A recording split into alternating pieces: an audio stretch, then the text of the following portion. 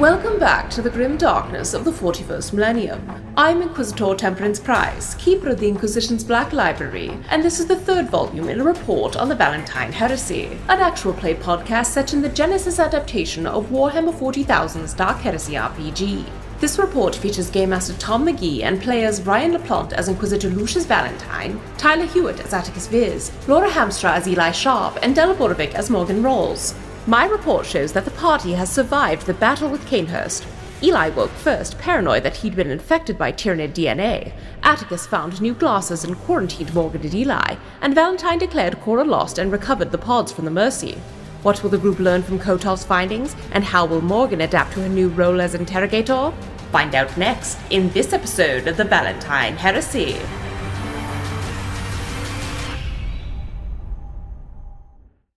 Medical log, Dr. Thaddeus Thunderhorn. By the Emperor in his golden throne, I hope we have enough bandages for Attikus Viz. We are aboard the Marnie Song. Everyone is still wounded and fucked up and hurt. What? You are, after some unfortunate rolls, still at distance from the highly temperamental hulk of the hospital ship that is continuing to explode in various bits and pieces. But you've been keeping a careful eye on the asteroid field, making sure that there aren't any convenient Cainhurst-shaped objects just slipping away into the dark. His corpse continues to float tantalizingly close, but must be destroyed before you can be on your way, obviously. But generally speaking, everyone is in fairly rough shape, and you had a number of tasks that you wanted to accomplish. I'm just going to pull up my notes here because it's been... Last time we were doing this, we were in separate houses, and this time we're in the same house. I don't want Tyranid DNA. That first. Right. Yeah. So we've got don't want to be a Tyranid going on. Very important. Valentyne, you wanted to hold a funeral. Yep. And I believe those were the only two remaining. It was look at evidence, scoop up the tubes. Funeral. And we're also, I think, testing our dear friend Morgan for DNA. Yeah, Morgan and Eli are both. Oh, and we had to go through a bunch of, we were exposed to psyker shit. So yes, Morgan and I were also going to go do a Father Marcellus to do some purification. Correct. But we are, I believe, beginning with what happens to poor Eli and Morgan. So I believe we pulled Morgan into the medical... we had just left our conversation where Morgan was promoted to Interrogator, and she was crying but being sent to medical. Yeah, as you do when being sent to medical. So Morgan, you arrive to find a very agitated Eli awaiting medical treatment. Gideon, Kotov, and Thaddeus are putting together basically a way to sort of quickly test for, as best they can, for Tyranid DNA. This is, of course, not something that is standard Imperium testing. This is very much a custom job. Luckily, if there was anyone in the galaxy who is well trained for a quick Xenos checkup, it's definitely Gideon Kotov. So they've sort of, I think, jury rigged up the brain scan device. They've kind of taken some bits off, added some other bits, and Kotov still looking pretty haggard even for him, but not being used to being in the field, just kind of adjusts his eye goggles that are always popping out and says, this normally I'm more looking at how to put things in to DNA rather than take them out or look for them, but this should do the trick. If you've been adjusted in any way, shape, or form, we should have a decent sense of it. But you should tell us if there's anything else in here, if there's anything you don't want us to know, if there's any... Wait, what kind of stuff?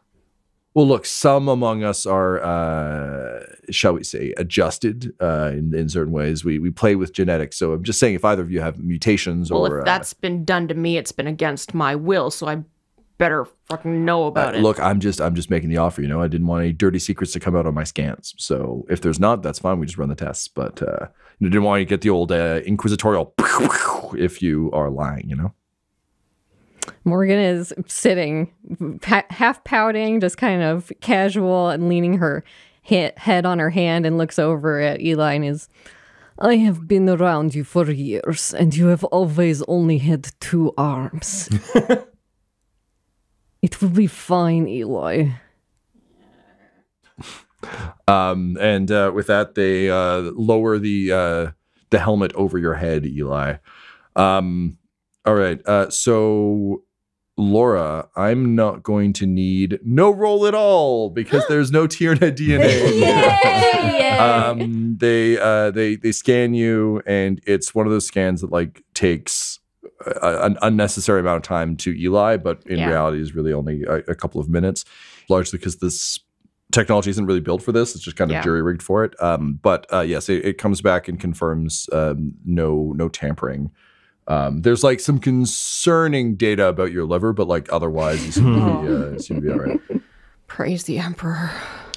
And then they lift the helmet up and kind of roll the whole rig over to Morgan, and kind of put it over your head and say, again, last chance. Anything we should know? Just do the test.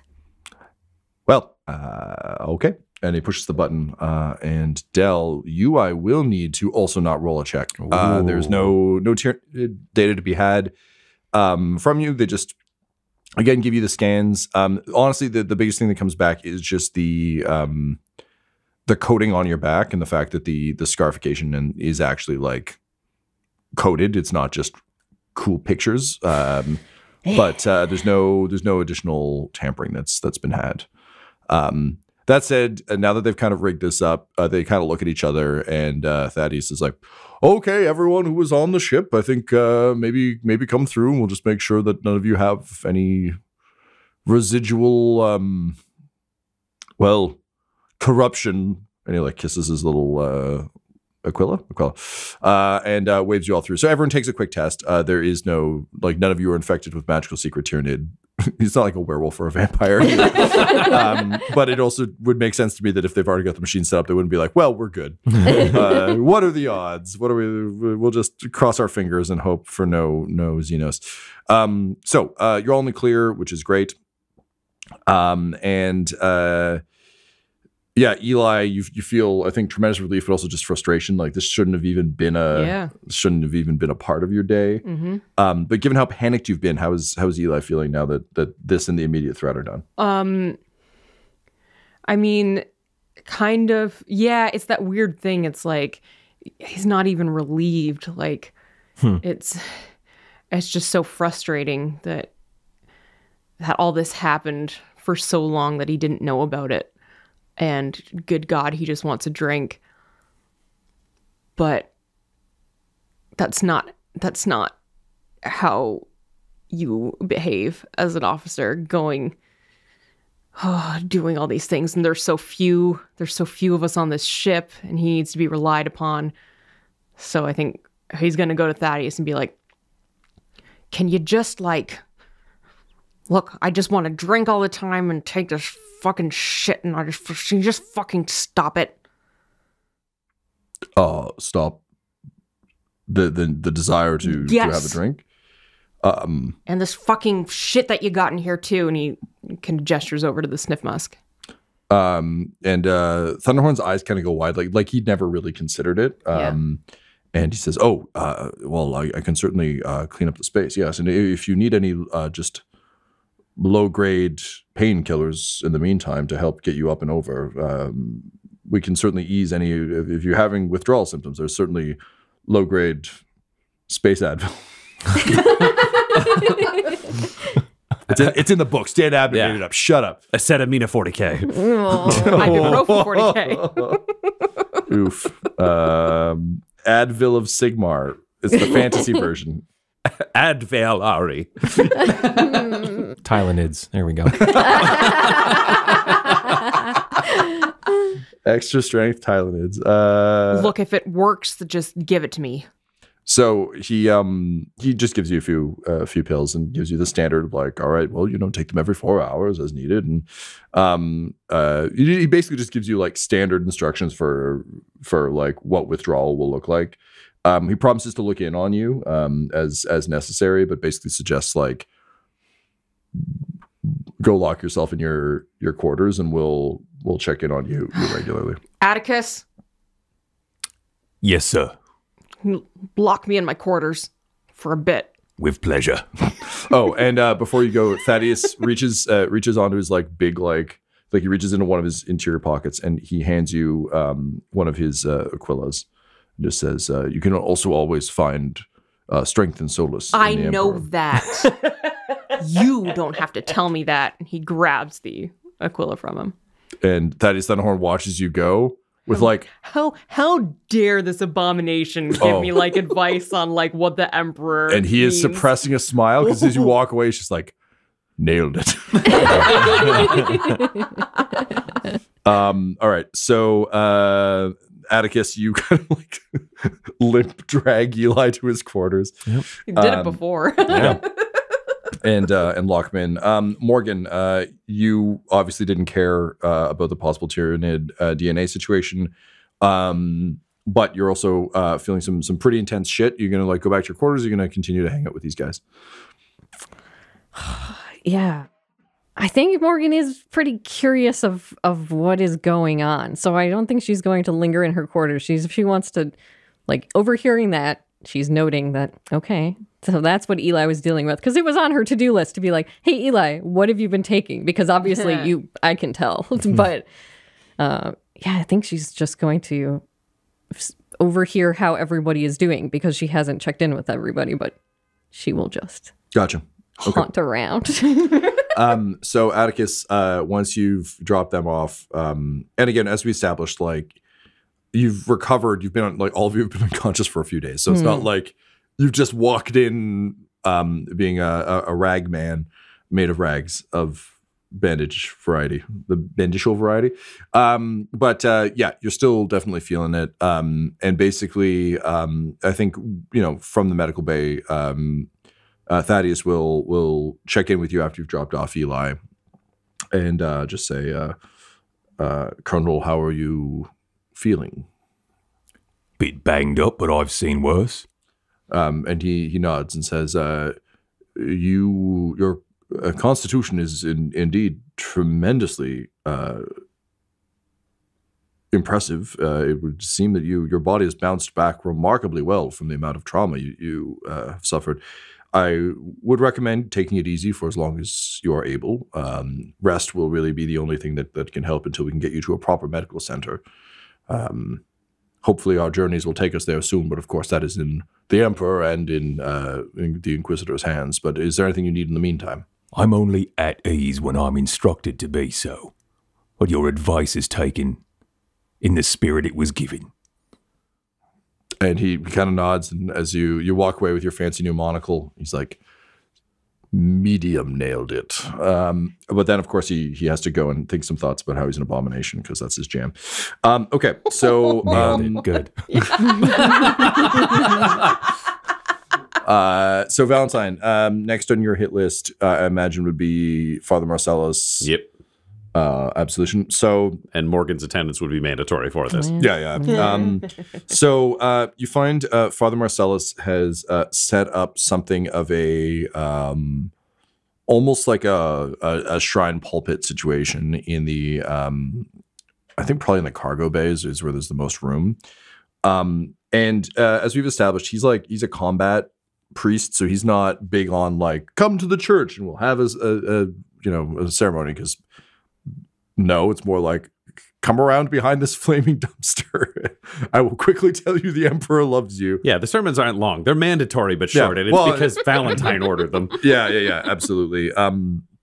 But he's sort of doing his best. So as you both arrive, he kind of smiles in that like it's a weird pull, but like Gary Sinise not being able to go to space and Apollo 13 kind of like thin smile of like, I wish I was there fighting with you, but I wasn't. So meh. And you can tell there's almost a bit of survivor's guilt in that he wasn't aboard, and he just says, Inquisitor, Morgan, how do you fare?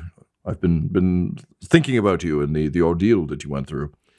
Yes, Interrogator Chora was lost, and at the same time we were exposed to the remnants of a fallen psyker and their insidious corruption. We require ritual purification to be sure that we are not affected. Ah, well, yes. Psyker. Ugh. So he begins humming a tune, just one of his old standards as he begins to work. And essentially, again, he's used to purifying full regiments quickly. So this is still a relatively quick, like, let me bless some water and I'll just like throw it at you. And there you go, you're good. But from what I'll need from both of you is we're actually going to roll on the corruption. The corruption check. So this is something that we haven't really fucked with much in this game, because we haven't really been facing down, the horrors of the warp as much as otherwise. But we've seen some shit over the last little while, and you've both been exposed to a corrupted psyker. So essentially, I'm going to need a discipline check, please, from both of you. This is going to be difficulty 3. Okay. Yeah. Tom, if he's just doing a kind of walk around, spray with holy water style business, Valentyne's a little more hardcore because he's a Schola Progenium dude. So he would have stripped off his chest plate and his shirt, and he would flagellate himself while praying during this ceremony taking place, that like over the shoulder, whipping his own back. Would that enhance this discipline check, or is this just... Yeah, I'd give you a boost for self-flagellation. And to be clear, it's not that Father Marcellus is treating this lightly. It's more so just that, like, that's his experience level. Yeah, his experience level, and also he's at this point the truest version of this he knows is like harsh, incredibly harsh words, very direct language, and a lot of like. You can imagine like there's a bit of the like spray with holy water, and then likely a grab you by the shoulders, like forehead to forehead, super intense, like power of Christ compels you kind of situation, because he's used to like there's 16 people in the middle of a war zone who have all just been exposed to something, and like, are you corrupt? Yes, shoot him. Are you corrupt? No, keep him. Are you corrupt? Maybe shoot him. Shoot him. Yes, so you can take a boost for that for sure. Morgan, you would notice that Valentyne's torso is just scarred to absolute shit. Like, this dude is crisscrossing like bullet wounds, stab wounds. There's a lot of stuff from both his campaigns here and his work as a trainee commissar previously in his other kind of battlefield experiences. He is in no way shy, but he's also like not showing off. This is Valentyne just doing a job. Yeah, I don't know if it would be helpful, but I think Morgan, both because she is very freaked out by the psyker stuff, even though she's trying to play it cool, and also she, at this point, has a little more trust for Valentyne that he knows what he's talking about and doing, would also take her shirt off. No embarrassment about it, no weirdness, but then you would see her whole back is all scarred. But it is scarred up to look like an aquila, where the head is between the bottom of her neck and the wings kind of go out to her shoulders. But it's a curvy aquila because it's a 30K aquila. And then you see the whole top of the bird and the wings, but all of it has scarred into it words and symbols. And the problem is that it might make shit worse because just looking at it makes you feel ill. Because there's like Slaneshi symbols carved into the feet of the bird, and just looking at it makes you feel kind of queasy. But she would be in there self-flagellating if that's what Valentyne thinks is the right thing to do. Interesting. Valentyne would not have looked if she was next to him, because I'm imagining they'd be side to side. So he would not be aware of the back symbol. And Father Marcellus is, again, it's all about the eyes for him. So I think might not see it. Yep. Just lurks. We might have to do a roll to see if he spots it on the way out, because that's possible, but I don't think he'd see it during. He's busy praying and shit. Yeah. Well, we're also in the cargo hold, so it's not like a well-lit situation. True. So I think it's like, this is the kind of thing that like the camera spins around and we see her back, but like it's just, I fucking love like open air secrets like that, where it's just like, it just, the circumstance is such that no one would logically catch it.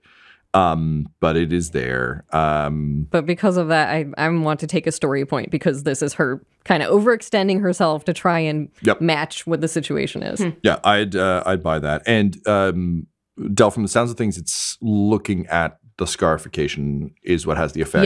Yes.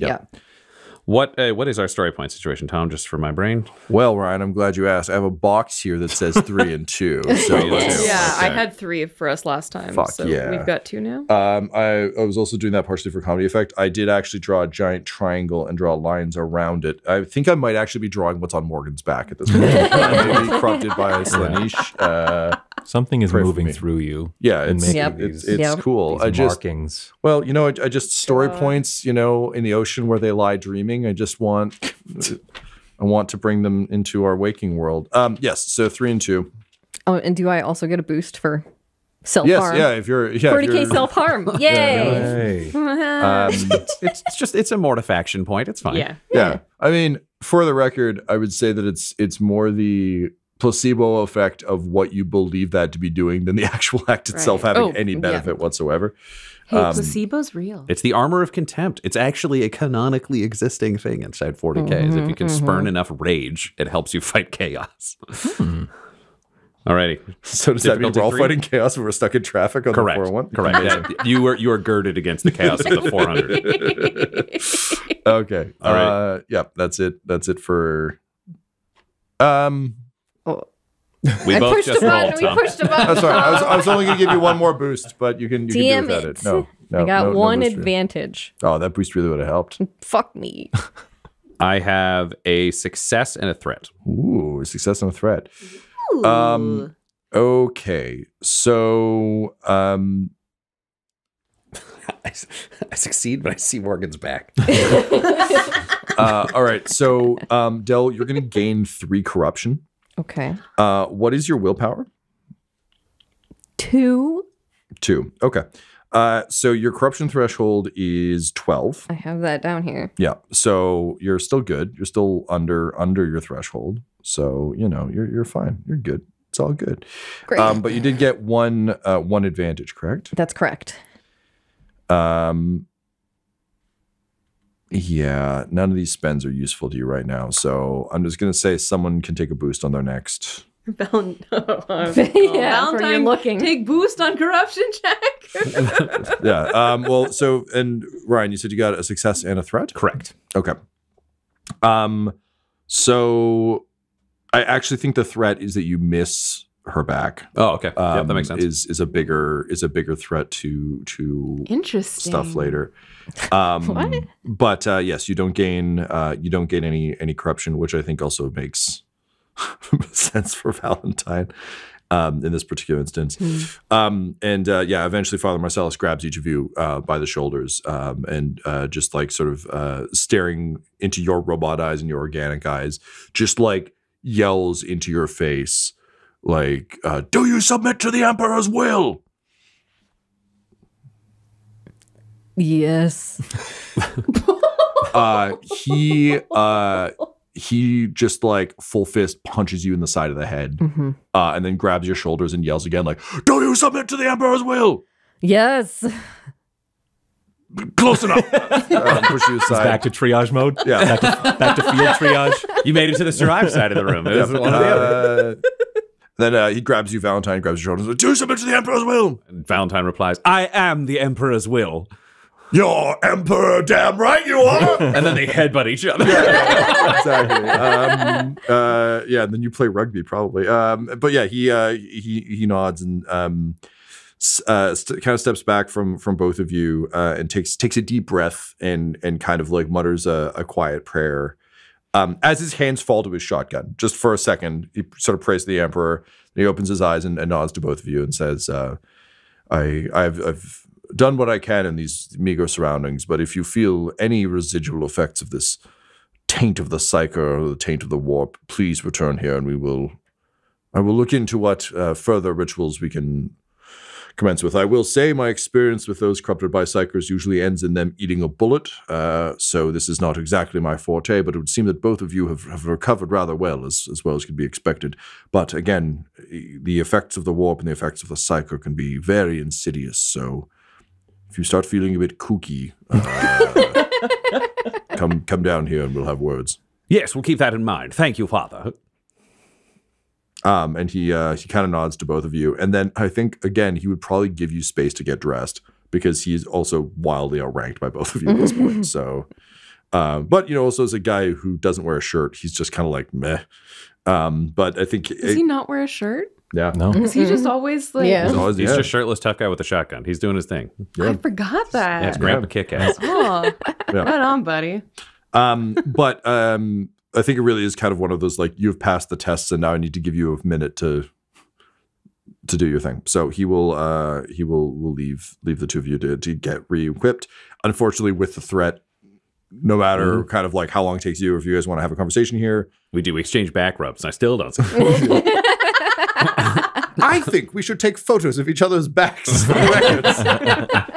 Oh, damn. I had my thumb over the camera. Oh, well, only shot. Yeah, do you guys talk at all? We get geared back up, or is this just kind of we've been through an ordeal and we're both in our own heads? Yeah, I think Morgan would, as she finishes, because she's pretty quick, so she would come over and then get a look at Valentyne, but not say anything, but just, have you dealt with this sort of psycho corruption before? I've read a great deal about it, not personally been exposed. The Inquisition traditionally has other psychers along for the journey to shield those of us from those others, or there are psychically blanking and protecting machines that one can wear to keep one safe. Unfortunately, we don't have any of those, nor do we have a psyker, which is a gift in and of itself. The important thing is to maintain your hatred, focus your mind, so that it does not wander and leave doors and windows open that can be entered. And do the best that we can. The Emperor's with us. We are serving the Emperor. That is true. I am glad that we are away from that place. The feeling was just... Well, I hope this worked.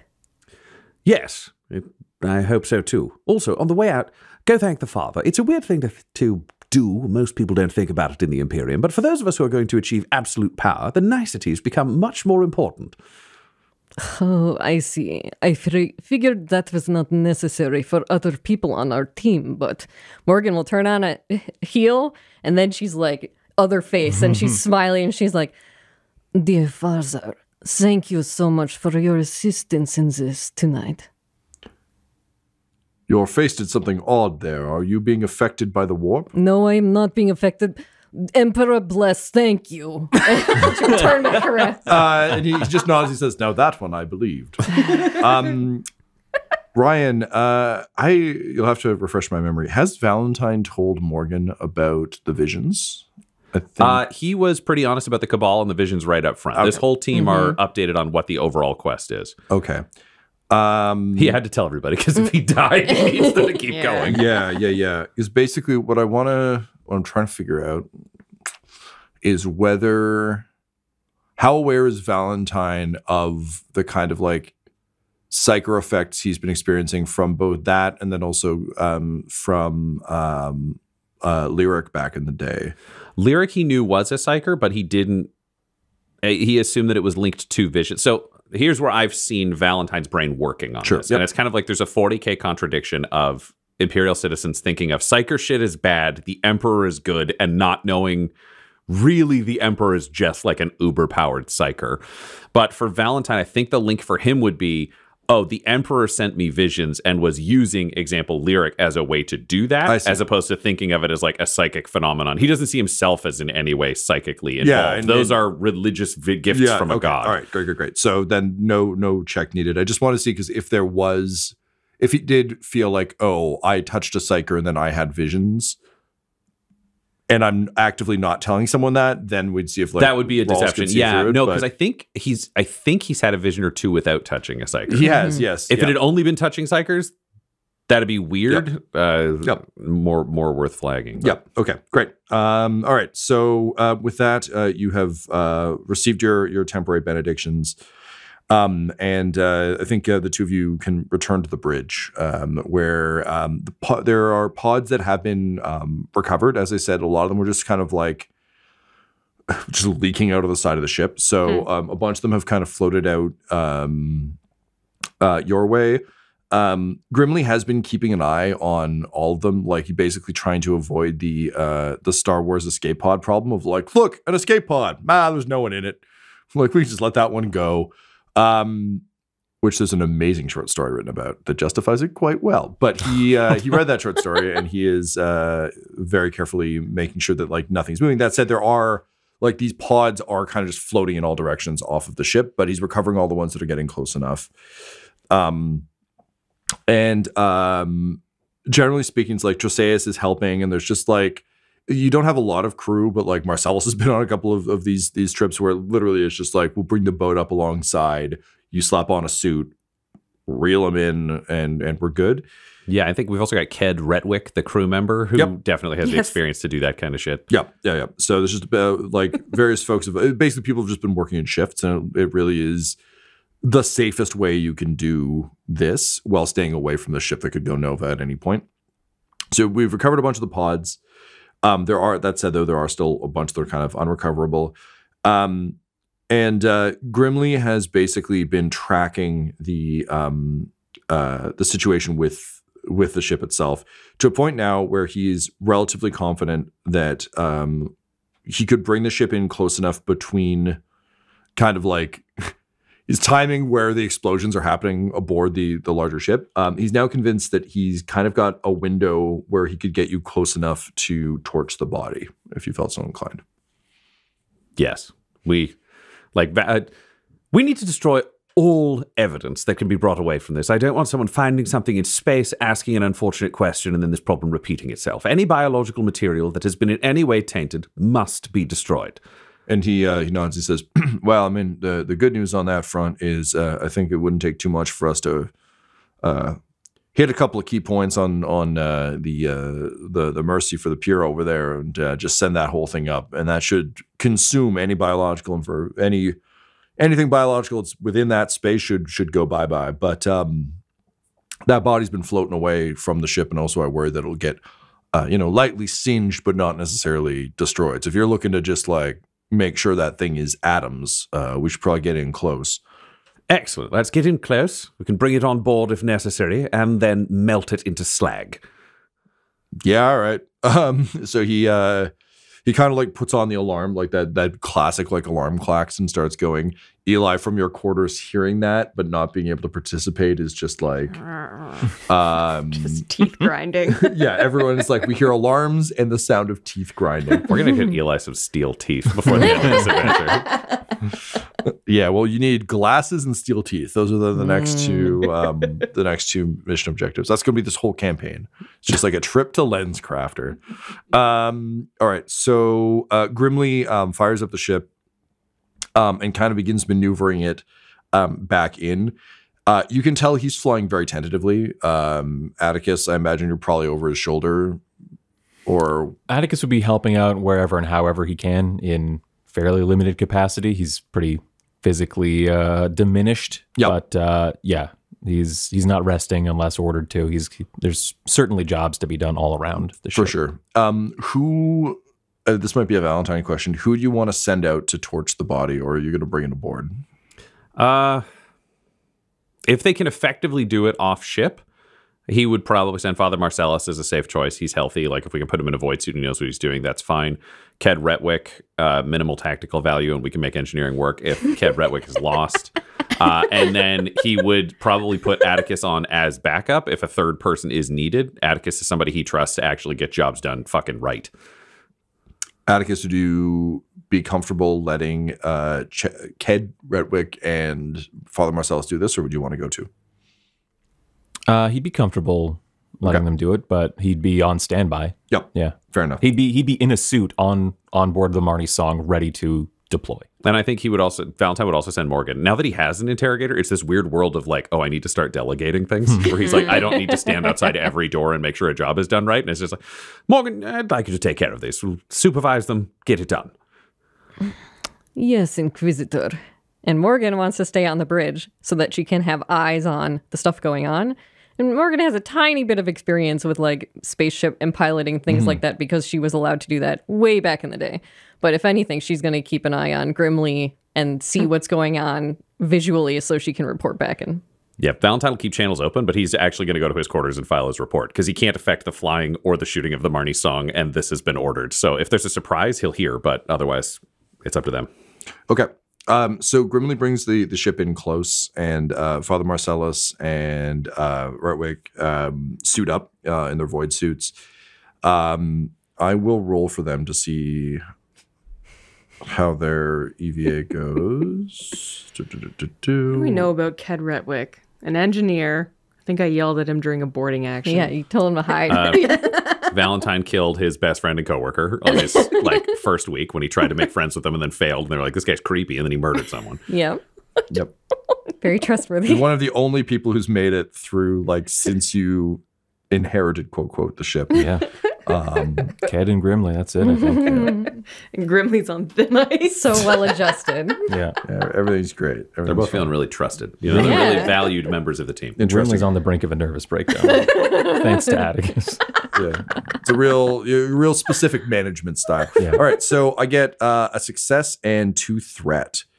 So the 2 of them make it over to the body. You see the body of Cainhurst just drifting, and it's just that this is probably just a pull from me and Tyler, but in the second Transformers movie, there's just the head of Are we talking Michael Bay or classic? Oh, I'm sorry, I'm talking the real ones. So okay. the classic cartoon ones. They go to Unicron's head just floating out in space. And I remember as a kid being oh my God, good thing that guy's dead. And then there's just whispers in the head and they never come back to it. But I was just is he still alive? And it's very much that, where it's just a big fucking dead, weird hybrid Tyranid monster thing.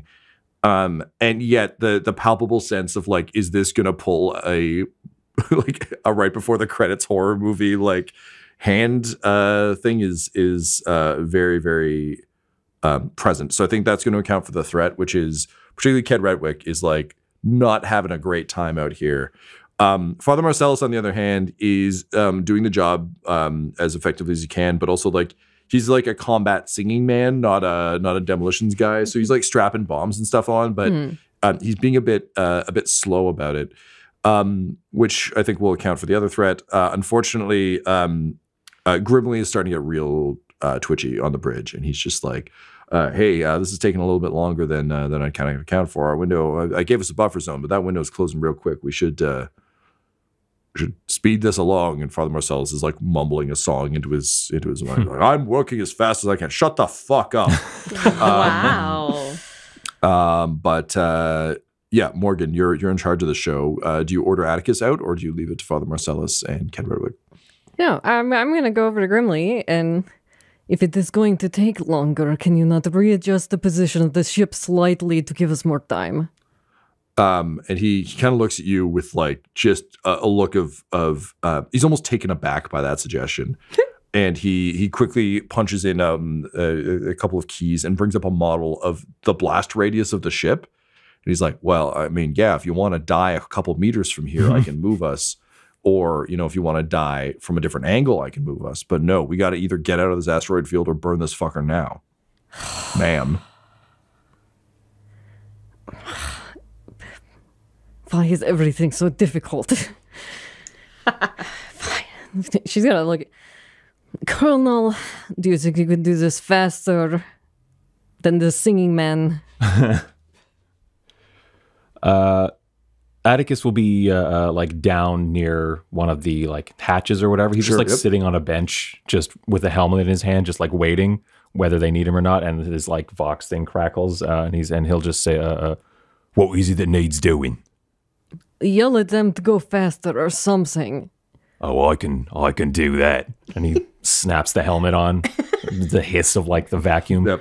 And he's ready to deploy out into void. All right.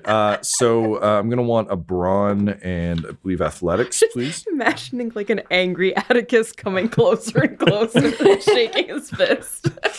Yeah, that's how he propels himself through space. Can Attikus get my boost from my terrible roll? Yes, he can. Yes, he can. Thank you for remembering your terrible roll. It was useless to me, but useful to him. All right, and Tyler, this is going to be difficulty 2. Okay. Anything else you want to add in there? You get a boost from boost from Morgan getting corrupted. And beyond that, I am going to give you one setback for just how injured you are. Fair enough. You are sense. not performing well. Yeah, I think that's it for me. Okay. 2 successes, 4 advantages. All right. So yeah, you get over there, no problem. You've all that training with Eli really paid off. You're good at the stuff. Also, just having to fuck around in 0G on the ship is good.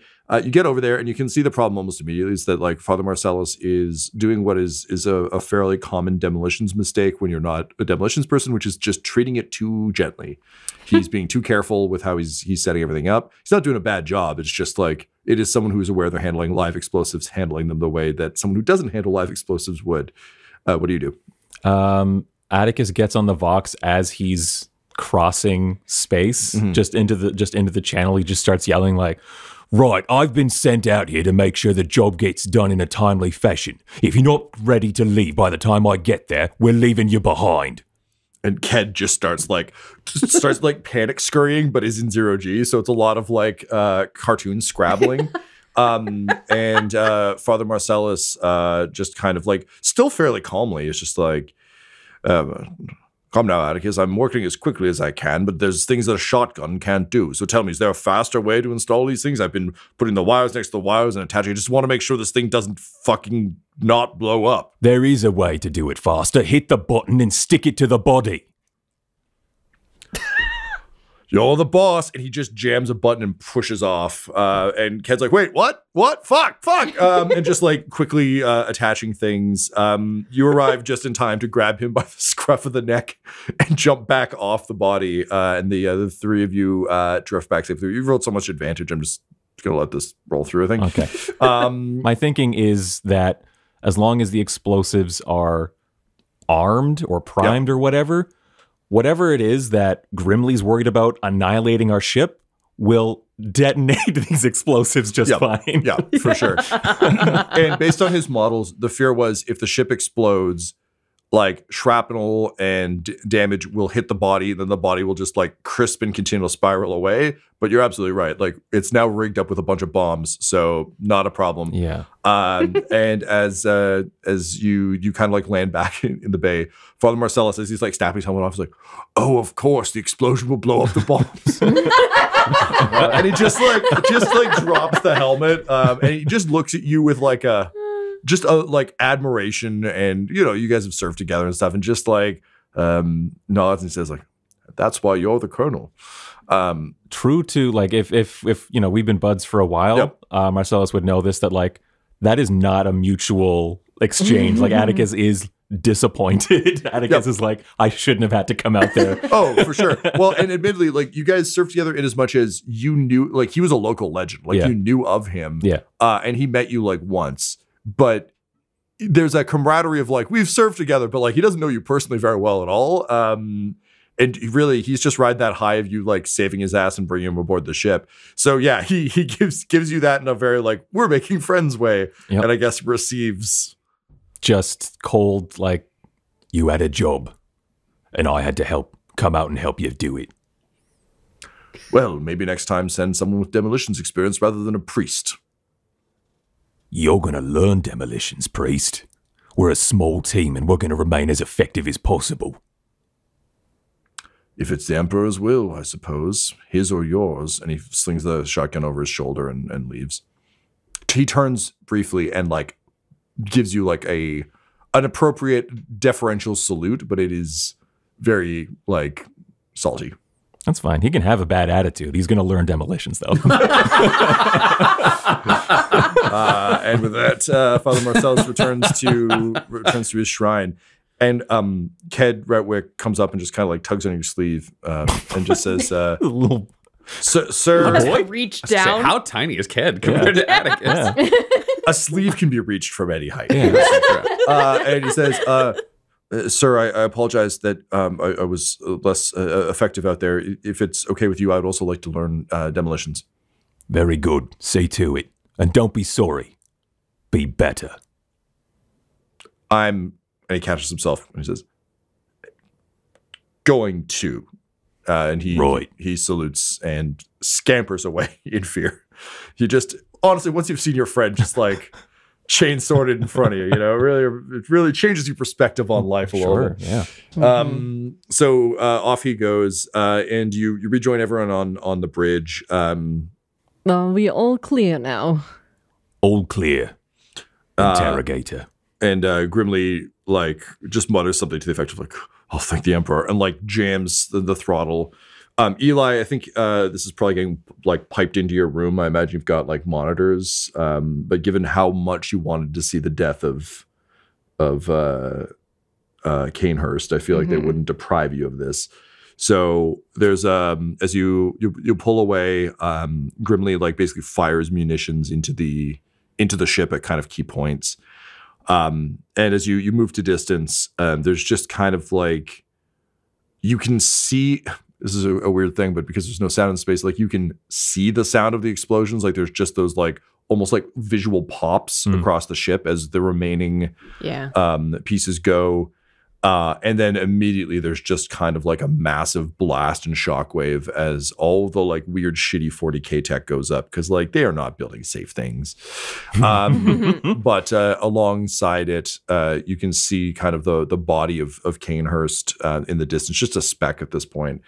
And as the blast hits it, there's just like a blinding flash as the high grade munitions go off, and Morgan and Eli, it's not quite the same as like stomping his face into mush, but like there's I think kind of a vaguely anticlimactic satisfaction, but a satisfaction nonetheless in watching your former Inquisitor just atomized in the distance. Good riddance, you blasphemous fucker.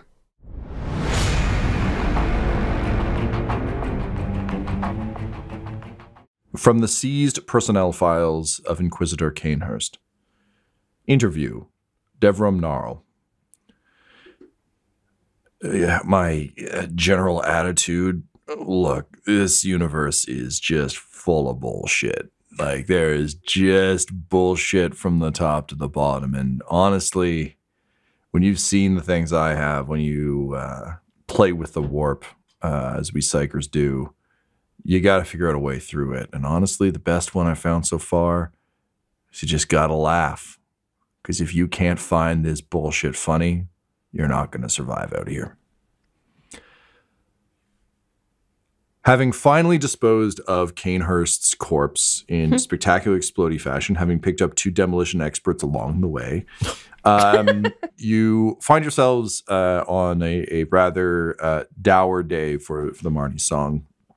Well, the promise of secrets and information from the many files of Devram Gnarl is still sort of being processed and worked through. I believe, Ryan, you'd had Valentyne put Gideon on, I think, sorting through documents. So he's still getting that together. He also has Gnarl's head, yes, which was in a bag. Yeah, as you do. I mean, just toss it in with the rest. So you've got that coming, but he's still getting all that together. In the meantime, you have a rare kind of moment of downtime. I'll probably say this is the next day after obliterating Cainhurst. Everyone is again running on very, very sleepy, injured bodies right now. It has come time to bid farewell to Interrogator Chora, who presumably was obliterated in the giant explosion that just occurred, but whose body you weren't able to recover. Valentyne would lead the funeral. It would take place in Father Marcellus's, because we got the 2 holds, and it would be really weird to do it in the all Adeptus Mechanicus heretic zone. We don't have enough to be able to put together a coffin, and it would be a needless waste, so he wouldn't do it. But he would take Cora's footlocker and just kind of drape an aquila over it and put it on the center of a table in the middle of the space and just kind of invite everybody in. Father Marcellus would do an opening prayer. I'm not going to force that one on you, Tom, but I was tempted. I'll fucking do it, man. I'll do it. No, I'm going to be nice for once. And then Valentyne would step forwards and just say, Interrogator Chora was a hero who sacrificed herself on a mission for the Emperor, for this team. Her exploits will be celebrated, and her tragic loss has already been sent by message to eventually reach Inquisitor Verklo to know that She has been lost in action. Now is the time for each of us to share a memory, a final statement, to share what we want to share about our time with Interrogator Chora. I understand you may not have known Interrogator Chora long, but at the same time, it is so rare for anyone to survive the loss of an inquisitorial agent, for anyone to remember them. And our chance to create any kind of ceremony is the least we could do to honor a hero of the Imperium. Speak as you will. Attikus will step forward, approaching the footlocker. He'll put his flesh hand on it and say, I need to specify. Yeah. And say, Interrogator Chora was a capable soldier. She and I fought side by side to hold back the Tyranid horde aboard Cainhurst's ship. Thanks to her efforts and the efforts of the rest of the Inquisition, we were able to escape. She died a soldier's death, and now she is forever in the Emperor's light. and he'll just nod, satisfied with his own words, and recede back into the line. Sweating, shaking Eli is like standing beside Attikus because he definitely requested that Attikus like retrieve him from his quarters and like take him. It's like, we'll take him back afterwards. Interrogator Chora and I, we got off on the wrong foot. I didn't much like her personally, but she was capable, and I do believe that, given her actions aboard the Mercy for the Pure, in time I would have come to respect her deeply. And that's about the highest praise I can give to another inquisitorial agent, so... And just nods and steps back. Morgan's gonna walk up. She's gonna pull out of her pocket something that she found in Chora's room. What did you find? Maybe some like jewelry or a necklace, some kind of charm, something like that. Not the only thing she found in Chora's room. Look, I don't want to twist the knife too much here, but I'm going to twist the knife. It's a we can say it's like a crudely it's like 3 charms on a bracelet. And they're like very crudely made and clearly like handmade. But I think what we can know that obviously Morgan wouldn't is like Lyric, Alto, and Chora each made one of these. Twist. And it's clear as something she's kind of like carried with her since childhood. And I think you would recognize the fact that it's like lovingly handcrafted as enough value to be like, this means more than some of the other things that would have been in the quarters. Yeah, I think Morgan looked through that stuff and probably realizes this has less value to her. If there was a journal, if there was anything else, photos, she would have kept all that stuff. But this can stay with her stuff, and she'll plonk that on there. And Interrogator Chora did a good job on the field. It seemed that she was troubled, and that was getting in the way of doing more work, but at least now she will be no longer troubled at the Emperor's side. And then she'll just step back. And Valentyne will step forwards and just say, Interrogator Chora is a lesson to all of us. An aspiration to die heroically achieving the Emperor's will. She is of a rank that some aspire towards. And he looks at Attikus. An example of what they could become. She fought her own demons, he says, and looks to Eli. Of addiction, of substances, of pain from the past. And she had lost everything, he says, and looks to Morgan, and still rose in the Emperor's sight and in his service. In many ways, she was the best of us, because she's the first of us to be martyred towards the Emperor's dream. And in some ways, she's the worst of us, because she died in his service instead of carrying on to achieve our ultimate goal. We will mourn her loss, she will be missed, and we will carry on her work. And then he picks up the locker, and he goes over to the airlock. And he takes the bracelet off the top of it and slips it on, because to him, it is significant of all three of these people in this family who has sacrificed literally everything for his mission as a reminder of these things moving forwards. Because though he does not have a strong emotional attachment to them, there is a symbolic resonance there, and he's much more interested in symbols and just reminding the cost. As a functional sociopath with rules, he still knows that he needs to care. Like, he should care about these things according to the rules, and structures his life around that. And then he opens up the airlock, puts the box in, and sends it out. And as it goes, he sings a hymn to the Emperor. Ave Imperator, Deus et Rex, Duc populum tuum per tenebras et destruo, demonia et Xenos. Pastori filios tuos in lumine tuo, et omnes peccatores in odios ide justo. Ave Imperator. And she floats away. Okay, I did, just for anybody who wants the translation, because I did Google Translate Caught a this. little bit. Yes, please. Hail, Emperor, God and King, lead your people through the darkness and destroy demons and Xenos. Yes. Protect your children with your light and kill all sinners with righteous hate. Hail, Emperor. I like it. Yeah. Love it. Mike safe claps. Mike safe claps. I'm gonna take a pause to go play Hitman. Yeah, amazing. So Chora's footlocker just kind of like drifts off into space, and with your words kind of ringing throughout the chamber, everyone kind of is able to return to their quarters and kind of reflect on things, or deal with the physical ailments that they're dealing with, as is the case with Eli, or resting up a little bit like Attikus. The following day, Valentyne, you get a ping from Kotov. Or I guess actually, you know what? I think Terseus would actually probably bring you this information. I don't think Kotov has a direct line to you. So Terseus arrives at your door and kind of like knocks on it and says, "Pardon me, Inquisitor. We have news from the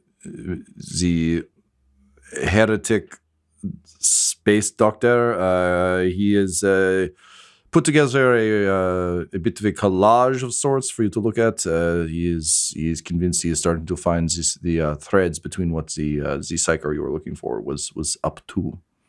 Excellent. I'll collect Morgan. We'll take a preliminary glance, and then if it is cleared for security, we'll show the rest of the team. And he just kind of nods and leaves you to it. Morgan! Just your door opens. He just appears. There's no knocking with Valentyne. There's work to be done. Well, here's the question, Morgan. Are you in your quarters? I think if it's the next morning after that night, I think Morgan probably hung out in Eli's room and snuck over to his room for the night. Eli, Eli, would you have let her in, or did you spend it in a vent? I would have let her in. Just don't touch me. Morgan opens the door to an empty room. I'll have to have a talk with her. What an opportunity for education. And then he's going to go on his own. He's not going to fucking walk around opening doors. Yep, sounds about right. Hell yeah. Wow. All right, so you arrive in the sort of like lab space, and Kotov has gone full Charlie Day on the walls. He's got all the. It really is like a forensic recreation situation where he's trying to like group similar images or words or anything else. So it's not that he's got like a bunch of mind maps and he's sitting there like tearing out his hair. He just has kind of grouped things as best he can. And the head is sitting in a jar full of fluid, and it's kind of drifting. I feel like normally in movies when we see this, the head is like the right way up so the actor can be under the table. But we're in the theater of the imagination, baby. So it's like just floating at a weird side angle. It's kind of pitted eyes just staring out at you. But yeah, he's got it all set up. And as you come in, He turns, and he clearly hasn't slept. Like, he's clearly been at this. Good. And he says, good Inquisitor, you're here. We've got some results for you on. Excellent. A quick question before we begin. Will any of this information either corrupt the minds of those that hear it or lead any member of my team to want to kill you? Well, pretty sure the Colonel wants to kill me regardless, so there's that. But no, this is, I mean, yeah, there's a bit of a risk, I guess, because he was talking about some weird psycho shit, but I don't think any of this is directly corruption-y. It wasn't like that thing you found on the wall. Excellent. Just a moment. And he's just going to open all channels to the ship and basically be like, could the Inquisitorial Band please report to Gideon Kotov's holding space? Now, you have 5 minutes. Revise that. You have 2 minutes. And he'll just hang up. There's like a double click and you hear Ked be like, no, never mind.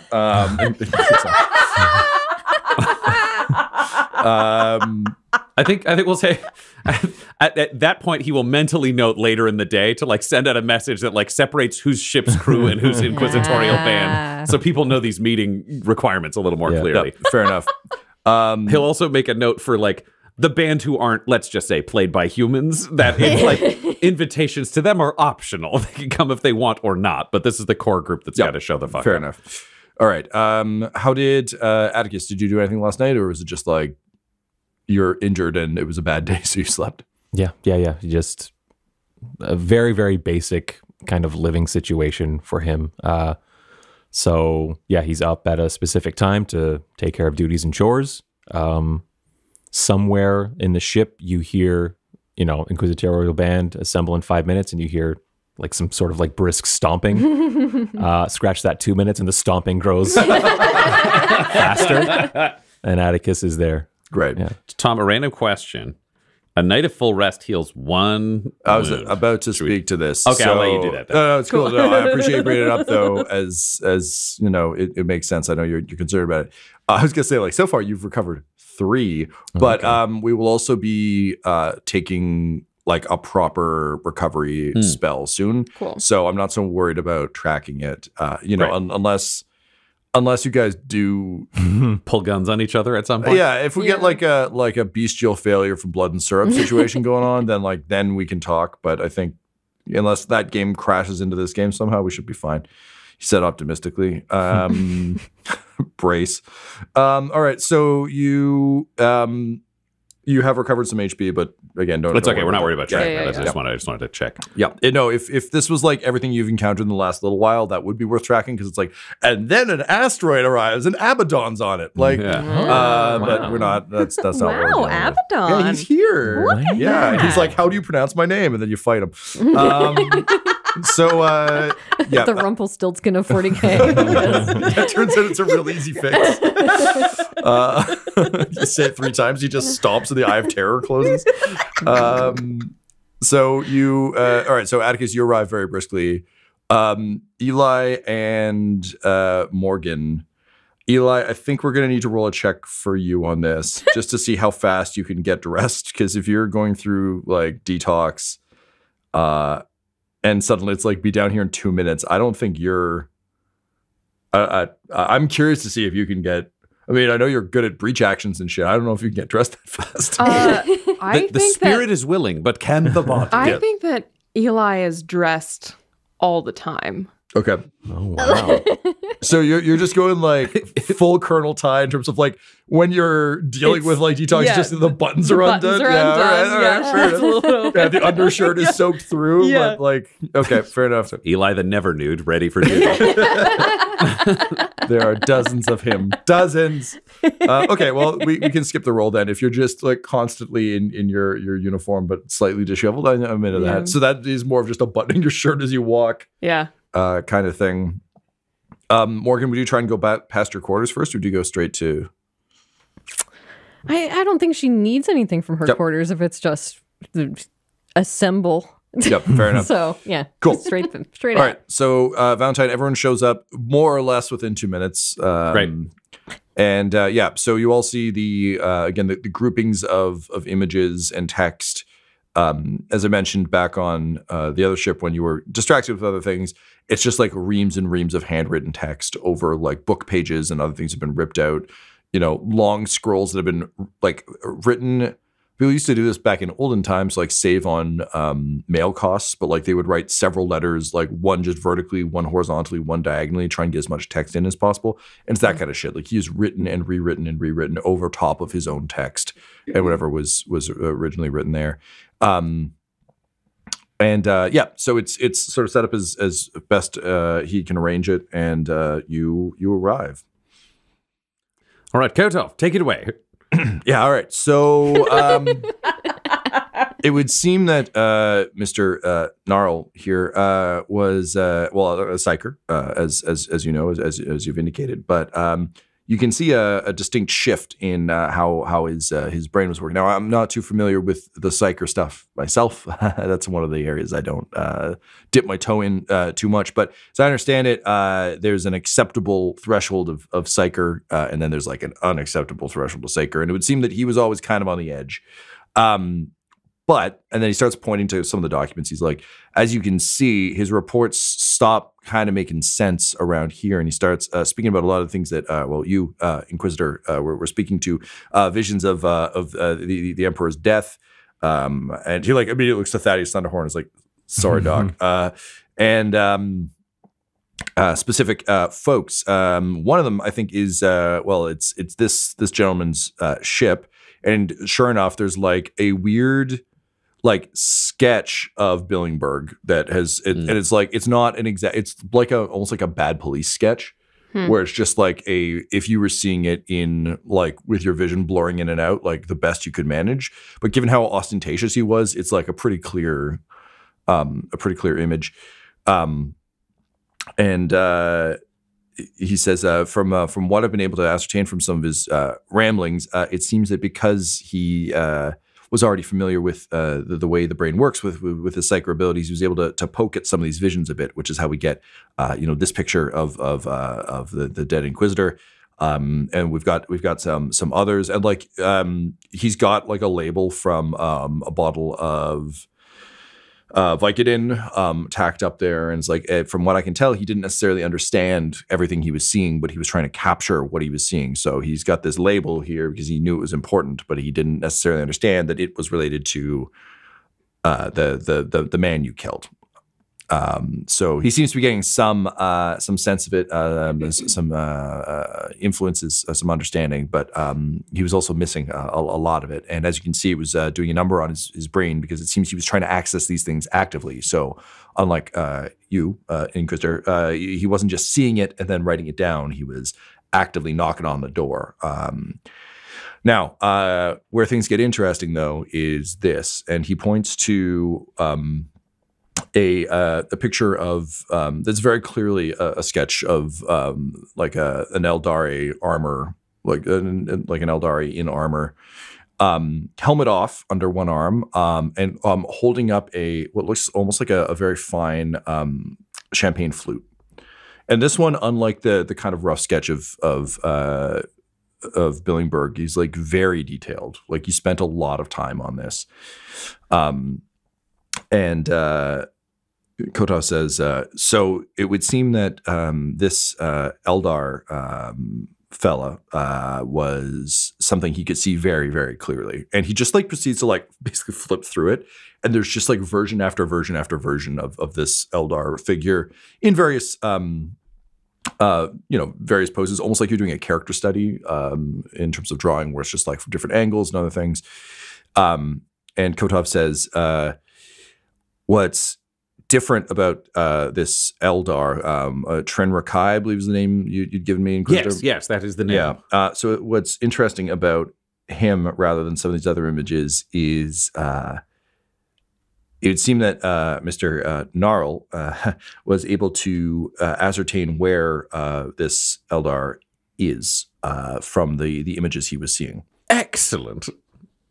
Valentyne just like perks the fuck up. He's not interrupting to talk. He's just like, ooh, good news. Yeah. So Kotov quickly kind of like points out a variety of different kind of like basically the scenes behind the Eldar, and then also some distinctive things, including the champagne flute itself.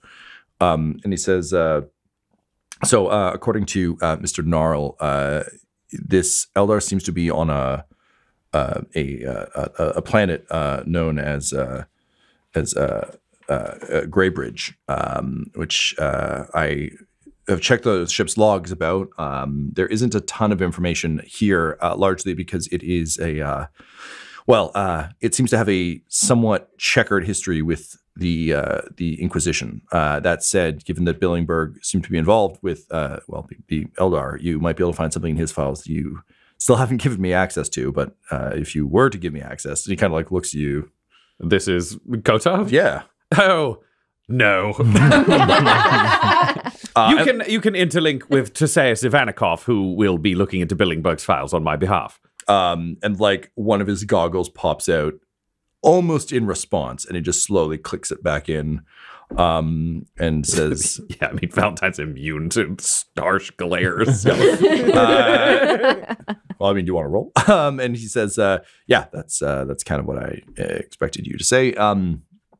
In any case, it would seem that Greybridge is where this Eldar is hiding. Otherwise, some confirmations of things you've seen. That said, Inquisitor, you'd mentioned that. How much have you told him? Have you told him about like how the visions have shifted, or just that the visions exist? I mean, how I know the visions were happening. We'd seen the people that were in it. I haven't seen like how have they shifted. From what I remember, when you the most recent one you had at the beginning of this season was like what I think what you've been able to determine is like every time you kill someone in the Confederacy, the vision shifts. So it was like when you killed Glasgow Vicodin, he was no longer able to provide security. So suddenly it was going to be Bile, and then Bile got eliminated. Then eliminating Bile meant that suddenly it was a much more violent, like the image you saw was like the orcs had done a lot more work. But also like basically the visions shift slightly each time you change something. But often for the better, like it's how you know the timeline has shifted is like suddenly by fucking these things up. It's like the predestined event is still predestined, but it's being altered and shifted. Like Terminator 2 rules. You may have moved it back a little bit. It'll happen in a different way. Same thing still going to occur. Essentially like, it's Terminator 2 rules mixed with like a Hydra, which is if you can get to the base of all the stumps and kill that, then you could actually stop the thing. But in the meantime, it's like it adjusts each time something happens. So what's fucked about some of these files and things is like you're also seeing the pre-first vision version of what could have happened here. So there's like some figures here that weren't in your vision. He also obviously doesn't have like, there's no Chora in his vision. There's no like, so there's a bit of weirdness there, but also there's just like, he was also going mad. So there's a lot of like nonsense. Yeah, Valentyne would be pretty clear with the threats that are presenting and the way that the vision has changed because it shows that things are working. Like the moment he was promoted to full Inquisitor, he didn't have to pretend to like, he didn't have to try to lead from the bottom. Like he just got to drive the bus, and having visions is not unheard of, nor is it considered like a sign of corruption. It's just like, oh, it's a sign of faith. Okay. So then, given that Kotov would probably have that information, he'd say, the interesting thing, Inquisitor, is that Mr. Gnarl's visions didn't seem to change at all. There are minor variations that he speaks of, but given that he was not actively doing anything with this information, it would seem that, without interruption, these things just continue on their way. And given that he was attached to Cainhurst and in the void of space, he wasn't taking any actions. But he also seems more of a passive participant. There doesn't seem to be as these visions appear to him, but he doesn't seem to be as connected to them as you are. Almost like he's pressing his face against glass, looking in, rather than being inside the house. Whereas I think you are inside the house, as it were. Interesting. So Cainhurst was doubly a heretic. He had evidence of this cabal and did not follow it. And at the same time, he corrupted himself with the Xenos. Yeah, I think he locked this guy up as soon as he started to hear the things. There's one other thing, though, that's that is somewhat concerning, but also tracks with what we saw on the ship. And he starts to like point to all the instances of the smiley face. He's like, it would seem that Mr. Gnarl became very concerned about having a sunny outlook on his situation.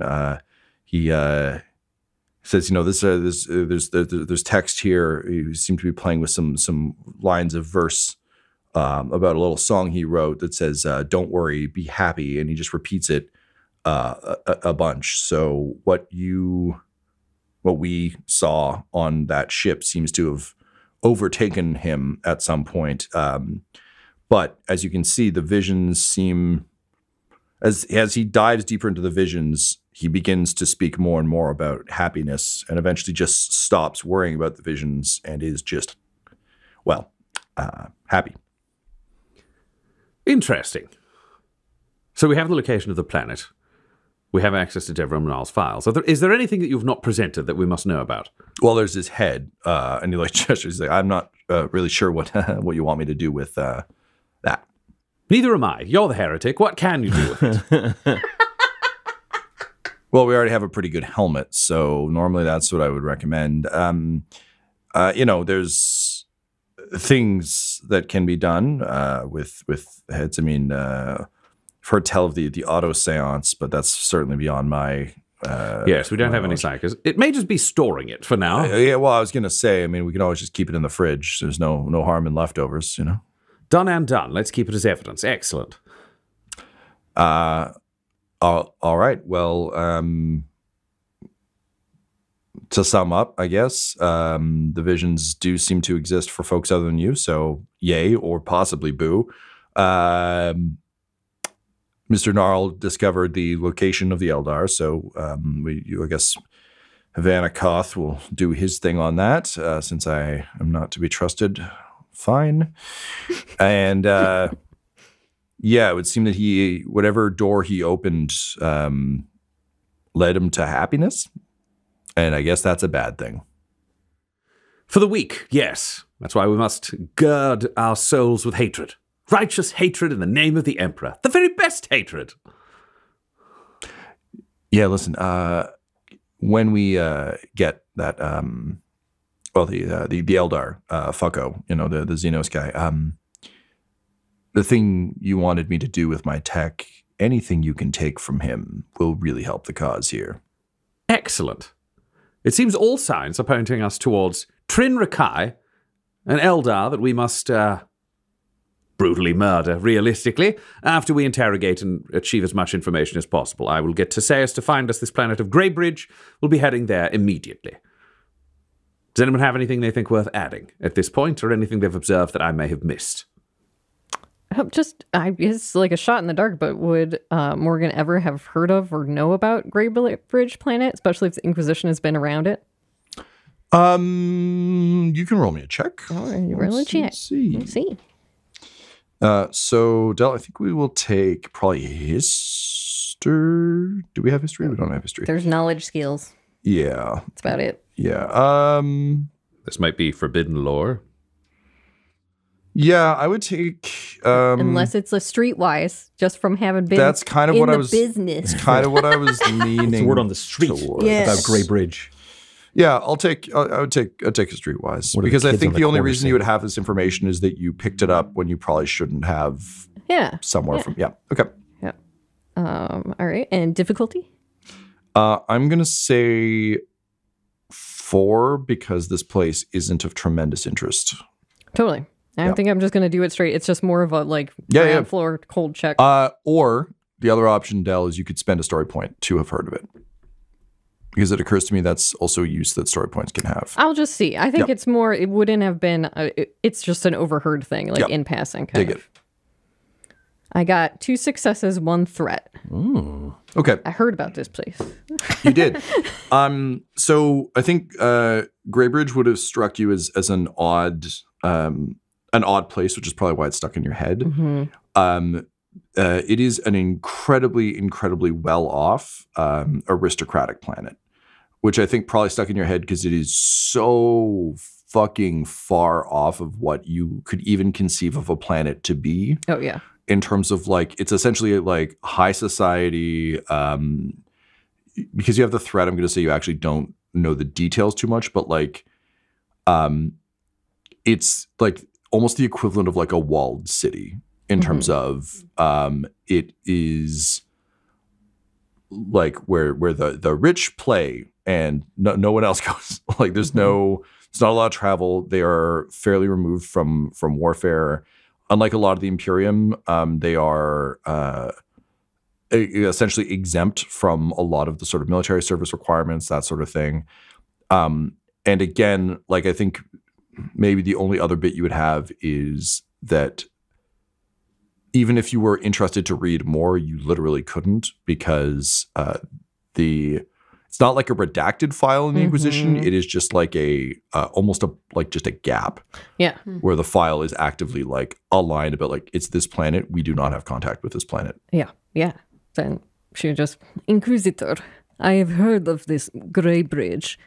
It is rather a secretive place, people who have money and standing, so I could understand how a Xenos scum could hide out there if they had enough connections and money.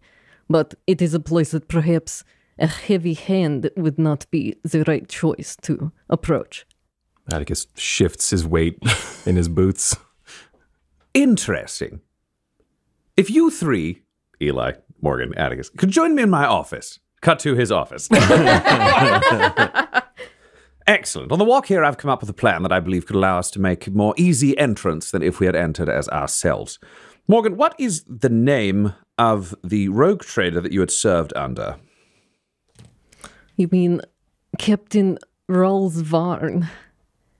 More of a smuggler and not quite as upstanding, I guess you could say. Did they have a rogue trader's charter or no? This is a technical question. I don't know. I think, yeah, probably. Yes. Excellent. Excellent. And we are confirmed that they are dead, correct? Yes, and the corpses of her and all of the crew just went up in a giant explosion in space. This is something we are going to be taking advantage of. Obviously, we cannot approach as the Inquisition. However, a person who could approach that planet of means would be a rogue trader, specifically Captain Rolls Varn. Morgan, you have the most experience of impersonating a rogue trader. You will be leading our party. Attikus, I, and Eli.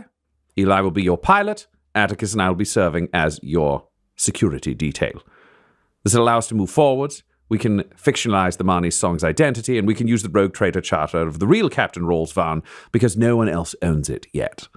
Yes, honestly, it should be in Cainhurst's files. I tried a long time to find out what happened to Sam after we parted ways, but it's probably in his files. Then we'll insert ourselves into the society as a rogue traders party with Morgan taking lead, and should something go wrong, then we break out the rosette and the guns. Makes sense, Inquisitor. Excellent. If anyone else discovers a better plan, we'll move forward with that. Eli, do you have any objections? Attikus, any thoughts? Absolutely no objections, sir. And I should be in good shape by the time we're there. Excellent. Attikus? I would like to familiarize myself with this planet, Grey Bridge. So I'm used to war on a battlefield. I'm not used to the sort of, I don't know, etiquette required for these kinds of engagements, sir. I want to familiarize myself and sharpen my mind. Excellent. I will send inquisitorial files on high-end culture and how we should behave. Morgan, if you could also select any stories of fiction that we could have ourselves read to better understand how to behave as a swashbuckling rogue traders band. In addition, Morgan, if you could, and he looks around the room at the incredibly military navy-dressed person, the Imperial Guard slob, and himself, the weird commissar inquisitor, he goes, if you could also help us with some stylistic choices that might help us blend more in as a rogue traders band, that would be excellent. Yes, I can. I'm sure I can make some accommodations for you all. Well, it's time for us to choose some new identities and move forwards. We'll do this for the Emperor. And in his name, we all become rogue trading scum.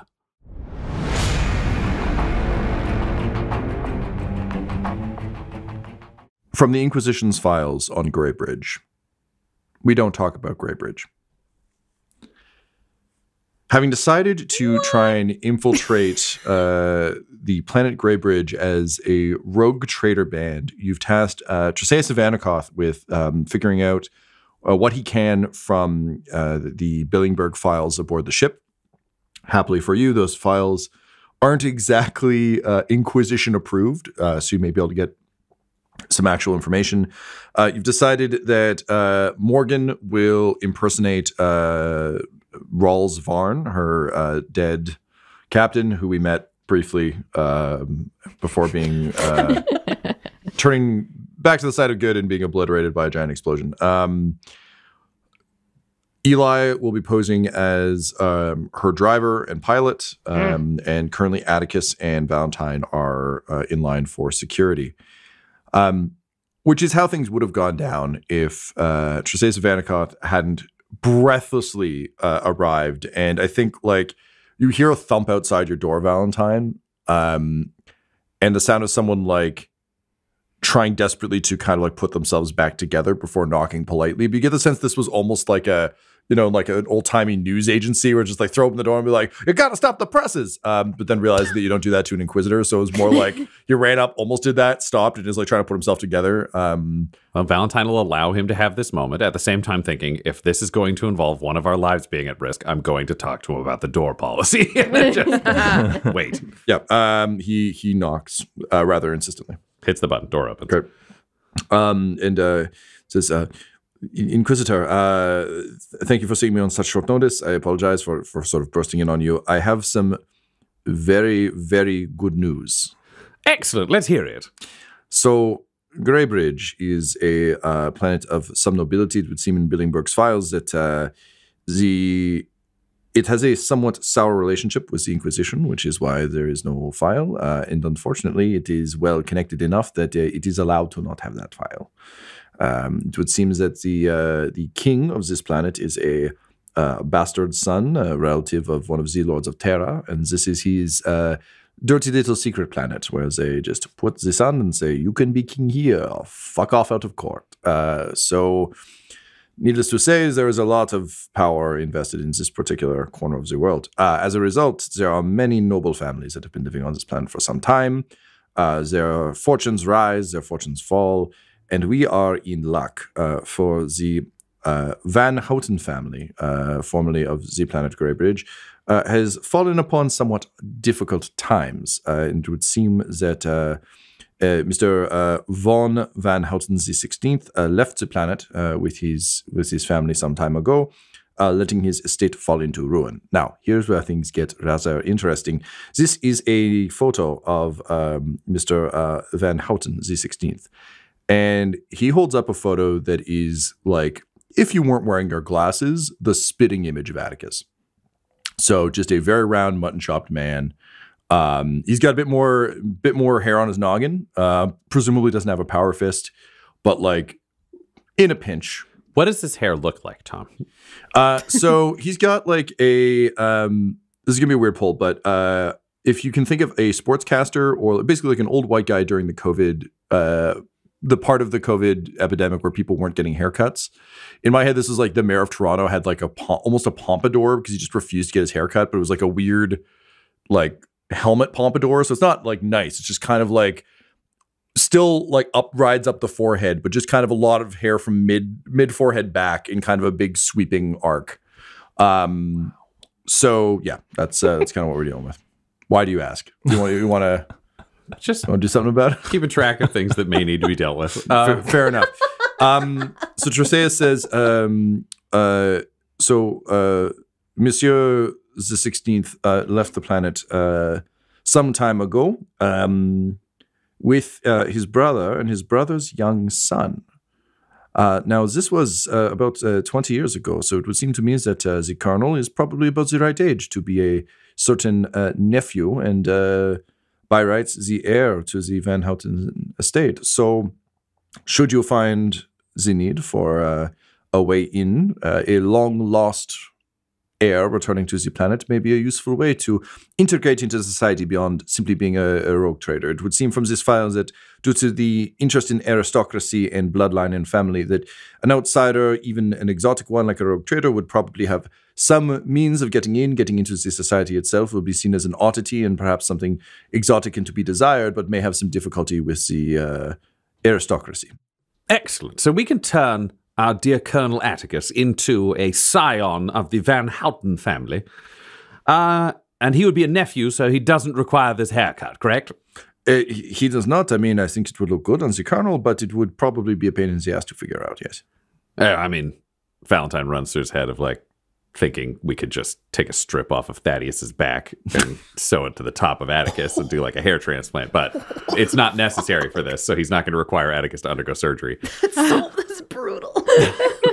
Listen, he's got a number of pieces and he can only put them together so many ways. Somewhere Gideon Kotov just has a moment of being thrilled, like full body tremor of joy, and then it goes away and he's like, well, damn.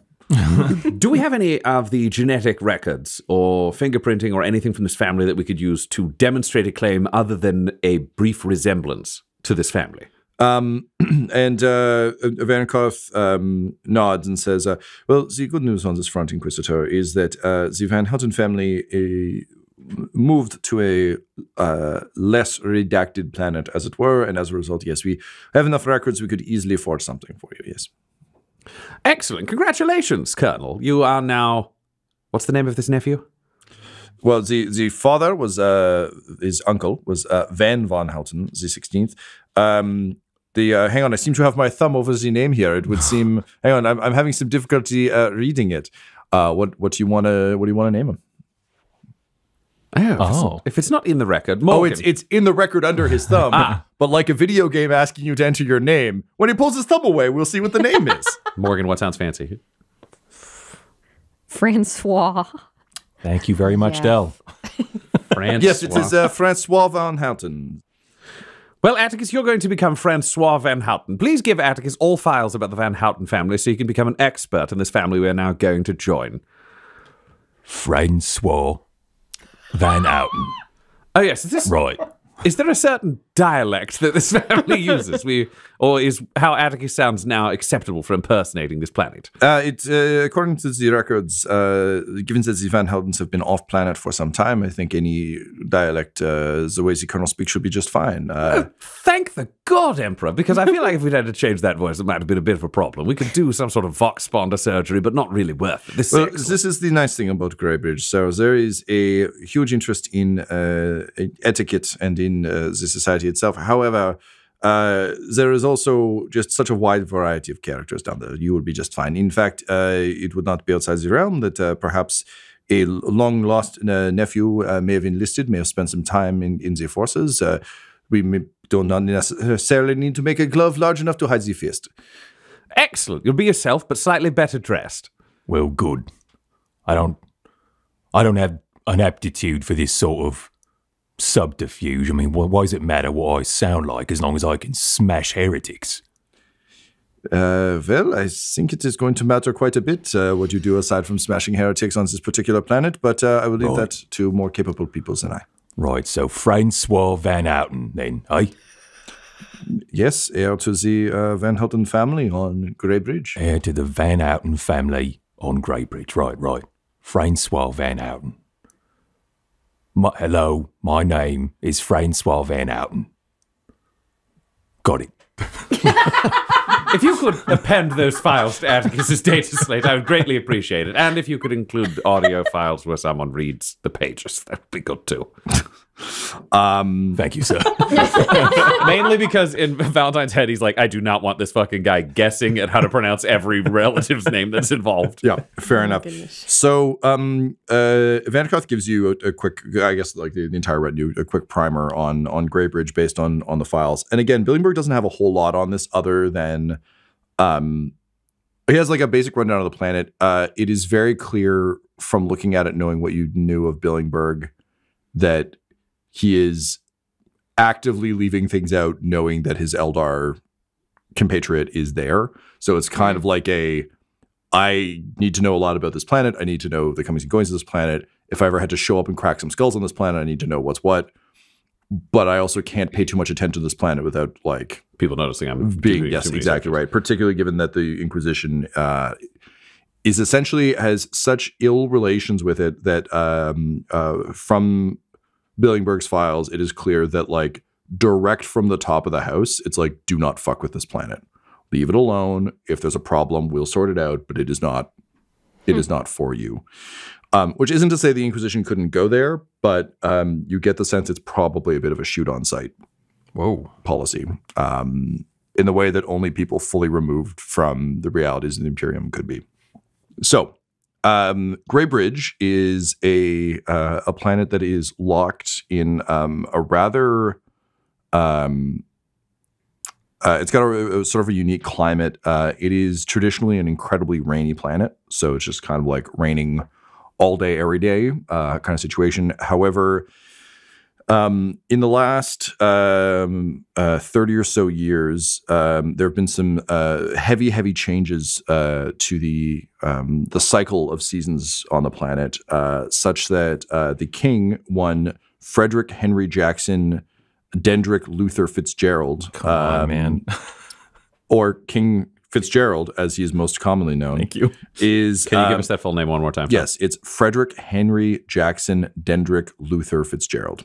Frederick Henry Jackson. Frederick Henry Jackson Luther. Dendrick Luther Fitzgerald. Thank you. Jackson Dendrick Luther. Frederick Henry Jackson Dendrick Luther Fitzgerald. Jesus. Just rolls off the tongue and into the heart, doesn't it?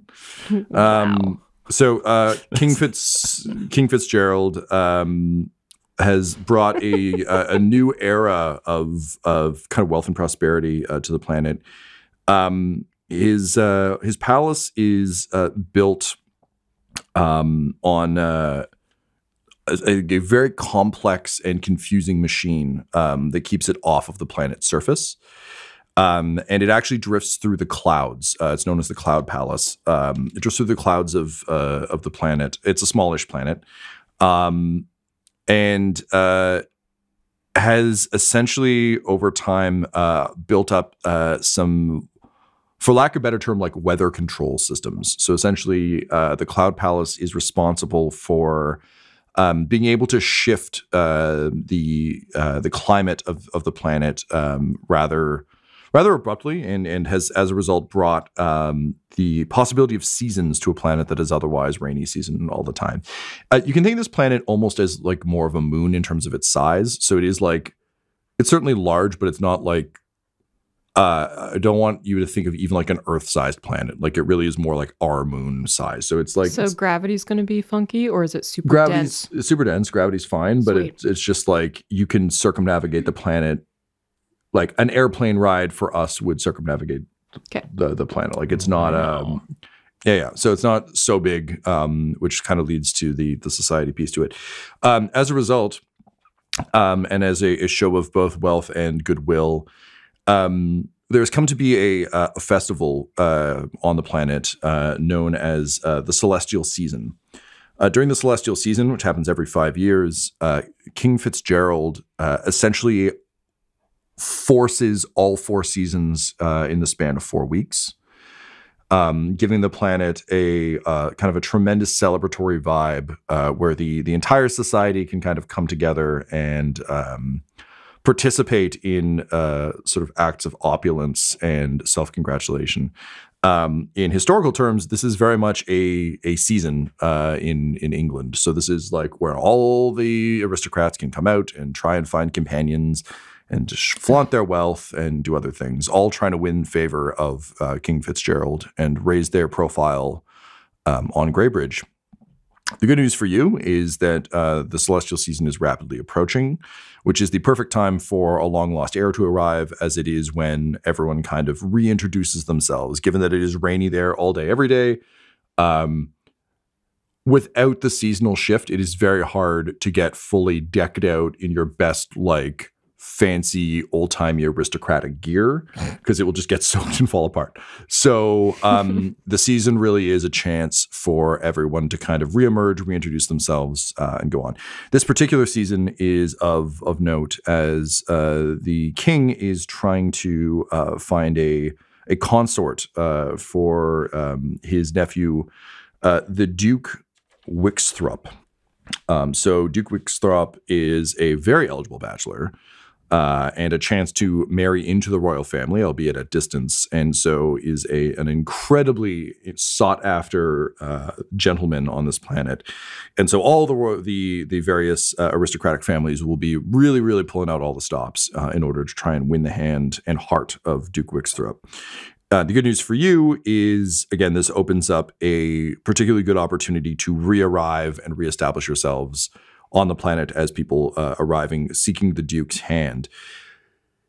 The catch is, from everything you can ascertain, and I think Ivankov probably presents this to you, and I'd say the inquisitorial retinue probably sorts this out after him. I don't think he would necessarily be able to piece this together, but Valentyne, this would be a pretty quick work for you, and honestly probably Morgan, given your subterfuge experience.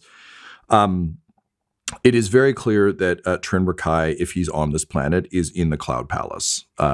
He wouldn't just be walking around being an Eldar. That would be a very exposed place. Also, the goodwill of the Imperium towards the secret bastard son of one of the Lords of Terra runs up pretty quickly if you're harboring a fucking, like, Eldar threat. An alien fugitive that escaped an Ultramarines purge. Yeah, not the best look. That said, things like, I have a flying castle that lets me change the weather makes a lot more sense if you have a Xenos heretic who fled an Ultramarine purge. So, all this to say that in order to get to the Eldar, you're going to need to get to the Cloud Palace. And the Cloud Palace is nigh on impenetrable unless you really want to mount an assault. But given the amount of... The society is very polite, but there are plenty of guns because they are rich people safe, which is to say there is a ton of armament on the planet dedicated purely to making sure these folks are fine. And the chance of basically it would be a suicide run to try and storm the castle. It's a very, very bad call. The records also indicate... There goes Eli's plan. Same with Attikus. Yeah. The records also indicate that the king has a personal space marine, which is a bit concerning. But there is an Adeptus Astartes on the planet who seems to be... is referred to in the file as a pet space marine. Do we have any other information about this space marine? Because that is... Oh, Valentyne's got a lot of interest in random space marine. There is no chapter listed. The marine is said to wear the livery of the Fitzgerald house on his pauldrons. The armor is pure white, but not decked out in, again, like a chapter color. It is literally like someone bleached space marine armor. Otherwise, weirdly, the pet space marine is known to just frequent events. Like, he's just around. He's often just lurking in the background. Is there a name then? Yes. The marine is listed in the file as being named Forrest Pollard. He is known to be very brusque. He's not like hanging out and having fun. What? A space marine? I know. Spice Marine? Yeah. That said, from all accounts, because he is a sort of a constant presence, it's not like he doesn't appear to be doing the Mr. President thing where he just stands there and is intimidating. Like, if there's a toast, he raises a glass. If there's a feast, he eats with everyone. Like, he's somewhere between a bodyguard and a guest is the general vibe.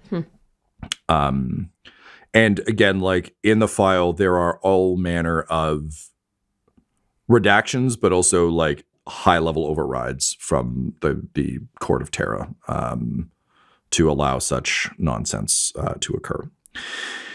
So those are the main notes. Ivankov is able to tell you that there are 5 major families that you'll be dealing with that are kind of... There are a lot of families all vying for position in the society, but there are 5 kind of major families that are kind of listed as being like legacy families. There isn't like a lot of information. He was, however, able to pull like the equivalent of like a fucking gossip letter off of the Imperial records. GMZ. Yeah. GWMZ. So there's the Ballensong family, the Boberstein family, the Versailles family, the Kiros family, and the Voidstain family, who are deeply disgraced, and it is not their birth name, but rather what they have been labeled due to some unpleasantness. They are very much spoken of as like, oh, there's these folks, and of course the notorious Voidstains. And then there's like a bunch of others, but those are sort of the big names that come up. Cool. So, according to what Tresaeus has found, there is a Van Houten estate that has fallen into disrepair that you'll be able to kind of reestablish. From what he's seeing, if you want to be able to move in the society, you will need to become the society. So, to your point of like disguising yourselves, you're going to have to restore the estate. You will have to host an event. You will have to very much present yourselves as part of it, particularly if Francois is going to have a chance at winning the Duke's heart. But ultimately, the good news is it is very common for, like, based on what he's seeing, like having a driver is a very, very common thing.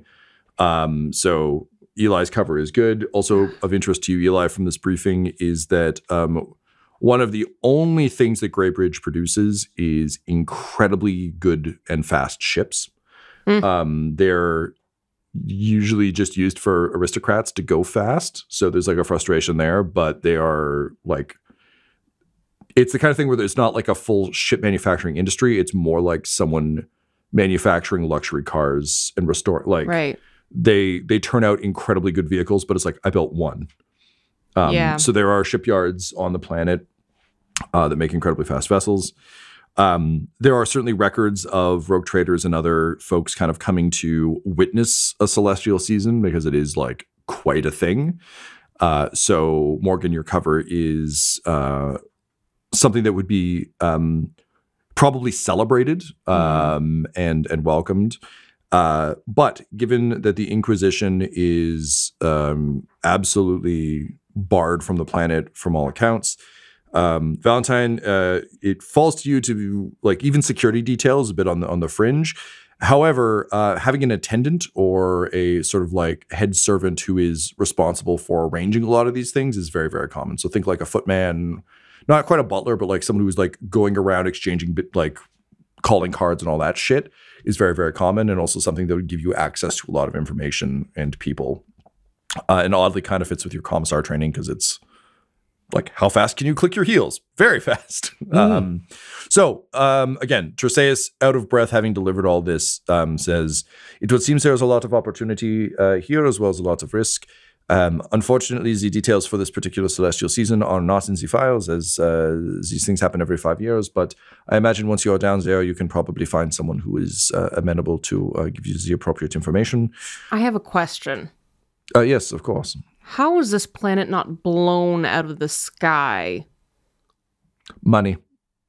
The Court of Terror is particularly invested in keeping it. What is the point safer. of an Inquisition if we have no power at places? What? The Inquisition has power everywhere, I'd like to be entirely clear. There are political Yes. ramifications and costs that could damage the throne more than a show of force is worth. You have to balance A against B. If there is to be strife amongst the Lord of Terror, one of them perhaps becomes a rival of another, as we know the Inquisition is involved in those games, then it dispels a great deal of tension and other militaristic threats. However, if we deepen a rivalry among the Lords of Terror and they take their focus away from the Indomitus Crusade and the war to reclaim Imperium Nihilus and Guilliman's actions as regent, then we destroy humanity and cost everyone everything because we want to crack a particularly obnoxious walnut. So instead you wait. The Inquisition has the gift of waiting, and when this Lord of Terror falls from power, either through their own mistakes or the Inquisition's efforts through people like us, then certain nuts just appear to crack themselves. They rot within their protected little shell, and at the end you excise them, and they are forgotten forever. There is no legacy longer than the Inquisition, because there is no legacy longer than the Emperor.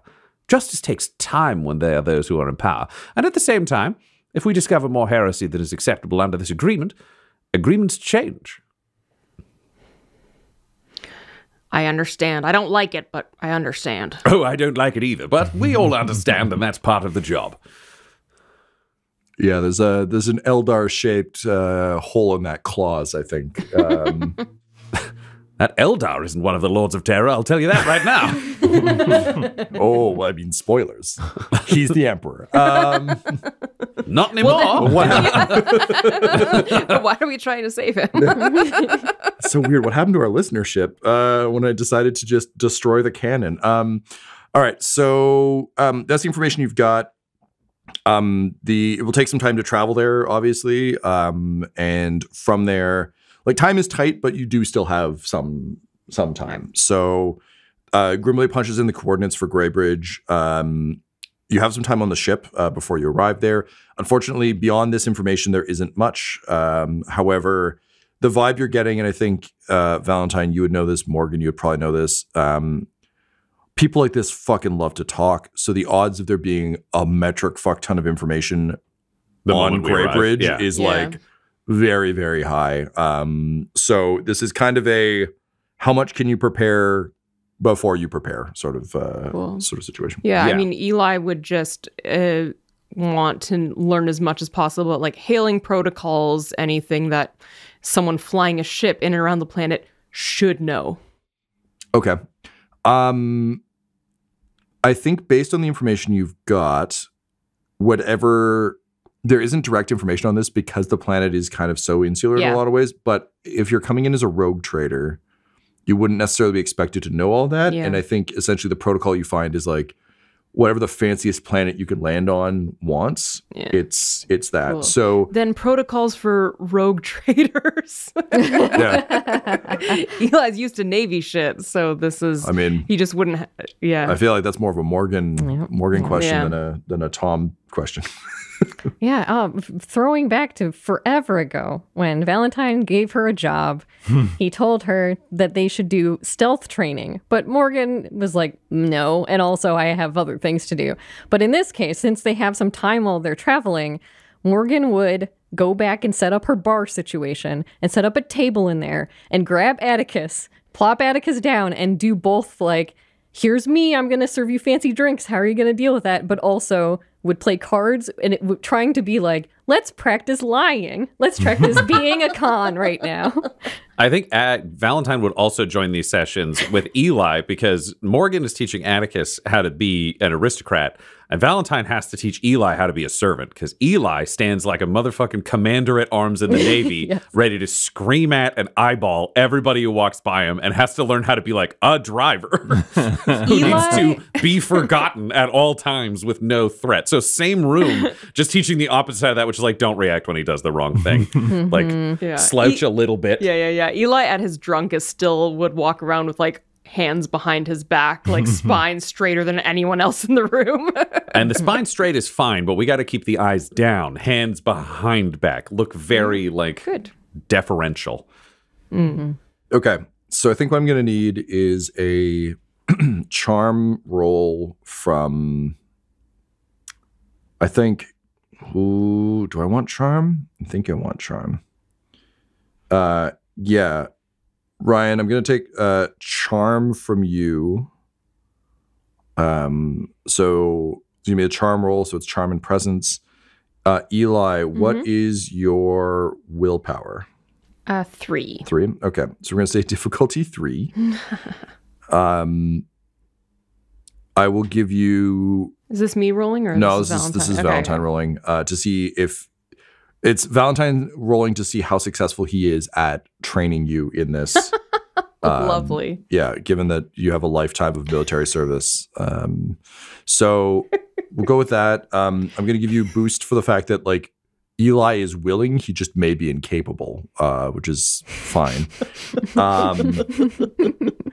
And yeah, Eli's been giving orders for a long time, like at least in his military career, which... I mean, his mind is going back to that time with the, drugs clearing. Yeah. Well, but also, like, as Valentyne has said, it's like, on top of that, you also don't suffer fools. And that's literally what you're being told. You need to professionally suffer fools. So Literally looking at my flaw on my character sheet, I'm like, well, this is not going to be good. almost like the scenario was built with that in mind. Okay, so I was gonna say, and I will say, if Eli is doing poorly on the general training, the level of punishments will go from like verbal discussions of what's going wrong to like give Attikus a dirty look. Valentyne punches you in the face. The obsession is like, we are not fucking around here. We could all die if you're an idiot. Yeah. So boost for that. I think Boost for that. and I'll give you one more for the fact that Morgan is probably able to assist you with this a little bit because A, she knows Eli, and B, like, since subterfuge is her jam, just being, since you're all in the same room, it would make sense that you can benefit from all that. Eli, was there anything you wanted to make an argument for or against in terms of like boost or setback for I'm this just check? looking to see if I have anything, but everything I have is combat related. Yeah. No, I think. All right. Valentyne, any arguments you want to make for or against dice? Well, not against dice. I think just have to have those. I think after seeing Eli struggle with it, if we're looking at this as the end result of this training, the one thing that he would spot, because his perception is excellent, is Eli's belief in like rank and other things. And the key to his training to Eli would be that everyone outranks you. Okay. Like there's nobody that you outrank. Okay. That's a good argument. I buy that. So yeah, you can take another boost. Cool. All right. Shall I roll? Yeah, go ahead. 2 successes and 5 advantage. All right. Very So I think good. that rank argument sits real well with you, Eli. Valentyne, do you want to give us just a sample of like what this instruction sounds like? Yeah, if we're looking at like the montage of the different exercises, it's just like Eli standing at parade attention and Valentyne with a classic military training baton, because he is a trained commissar and they've both worked with this before. But it's like walking past as Attikus is having things delivered and Eli say, and just whacking Eli in the side of the leg to get him to bring his legs together instead of standing at ease, and then like pushing the hands down from behind him where they'd normally be like on hips or folded tightly so that they are vertical, and then just like, bring your eyes down. Excellent, excellent. Remember, you're a worm. If you are spotted, then you will die. Everyone will kill you. Everyone will kill Attikus. You are nothing. You are nothing because his character is nothing. Bring that into the deep core of you. What do you do if someone says, how are you doing today? I answer respectfully. No one's going to ask you that question. You're a worm. You're a driver. You go back and forth. If they're above you, you say, respectfully, yes. And then something. I don't know. You figure out. No one's going to talk to you. So essentially, I'm a midshipman and everyone else is a lieutenant or higher and doesn't give a shit about me. Valentyne pulls up a data slate, checks the ranks, and is like, that is an acceptable metaphor, yes. Oh, going back to my 20s. A midshipman may actually be too high ranking, because a midshipman is still a rank on a ship. Who are those who haul the guns out and focus them during combat, reloading while being whipped? Well, the conscripts? Congratulations, you're a conscript. I never paid it. Oh, I see. I see now. Yes. I did. Yes. Yes, excellent. Shit lives. Okay. Yeah, if someone spots you, you may be whipped and you may be executed. You don't want to be important and you don't want to stick your neck out. Oh, However, so many died. when you leave the rooms with the fancy people in them, and he steps over to the bar and he's like, here, among your lessers, you are of the rank of your master compared to everyone else's master. So there are those who will be in inferior houses, those below the Van Houtens. When you are just among servants, those people are shit. But the people above you are incredible and you must kiss their ass at all times. So I'm better than all the other conscripts. You are the sergeant of the conscripts. Only when just among other conscripts.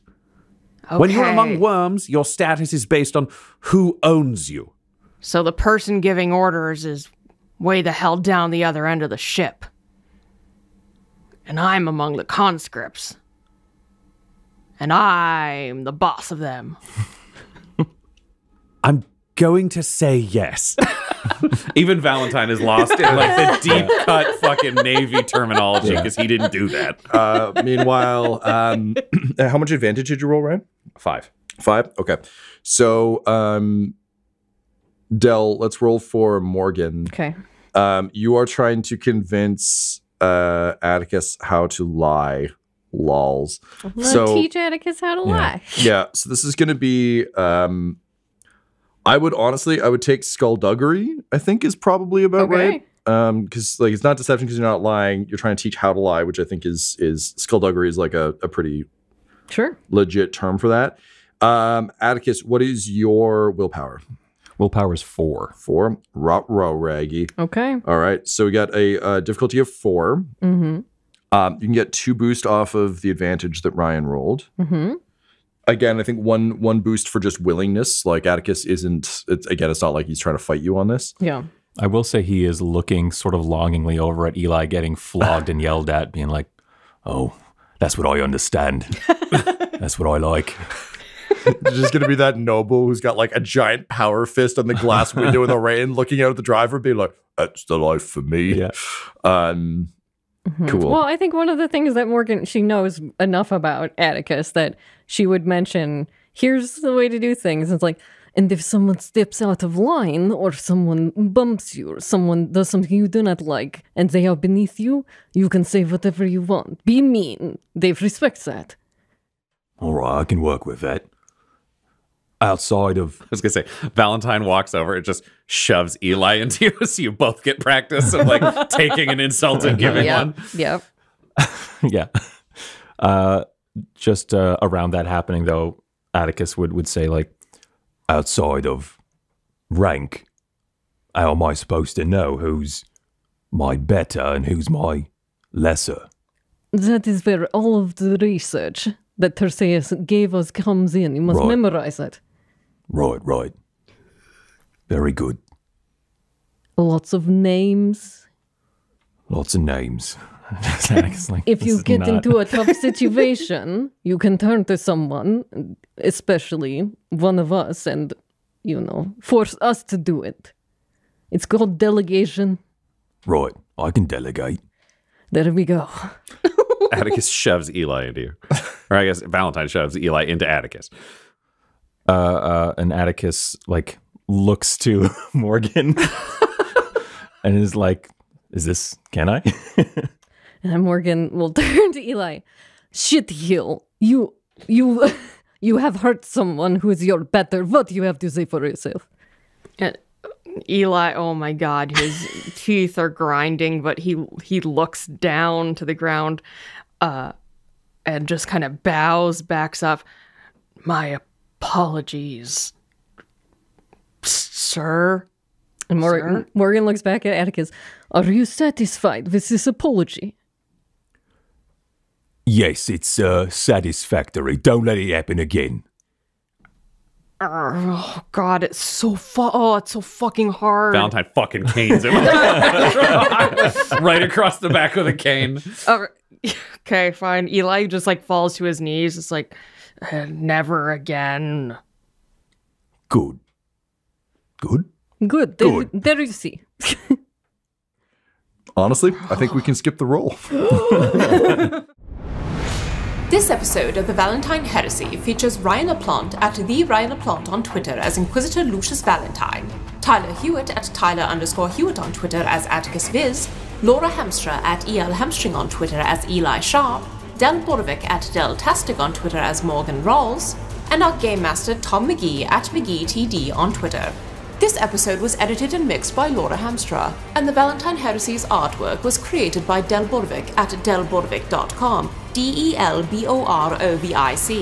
Our theme song is The Hordes by Megan McDuffie, and our ads use the tracks No Control and Chiefs by Jazzar, JAHZZAR, available at freemusicarchive.org. When it comes to Dum-Dums and Dice, you can visit our website at dumdumdice.com.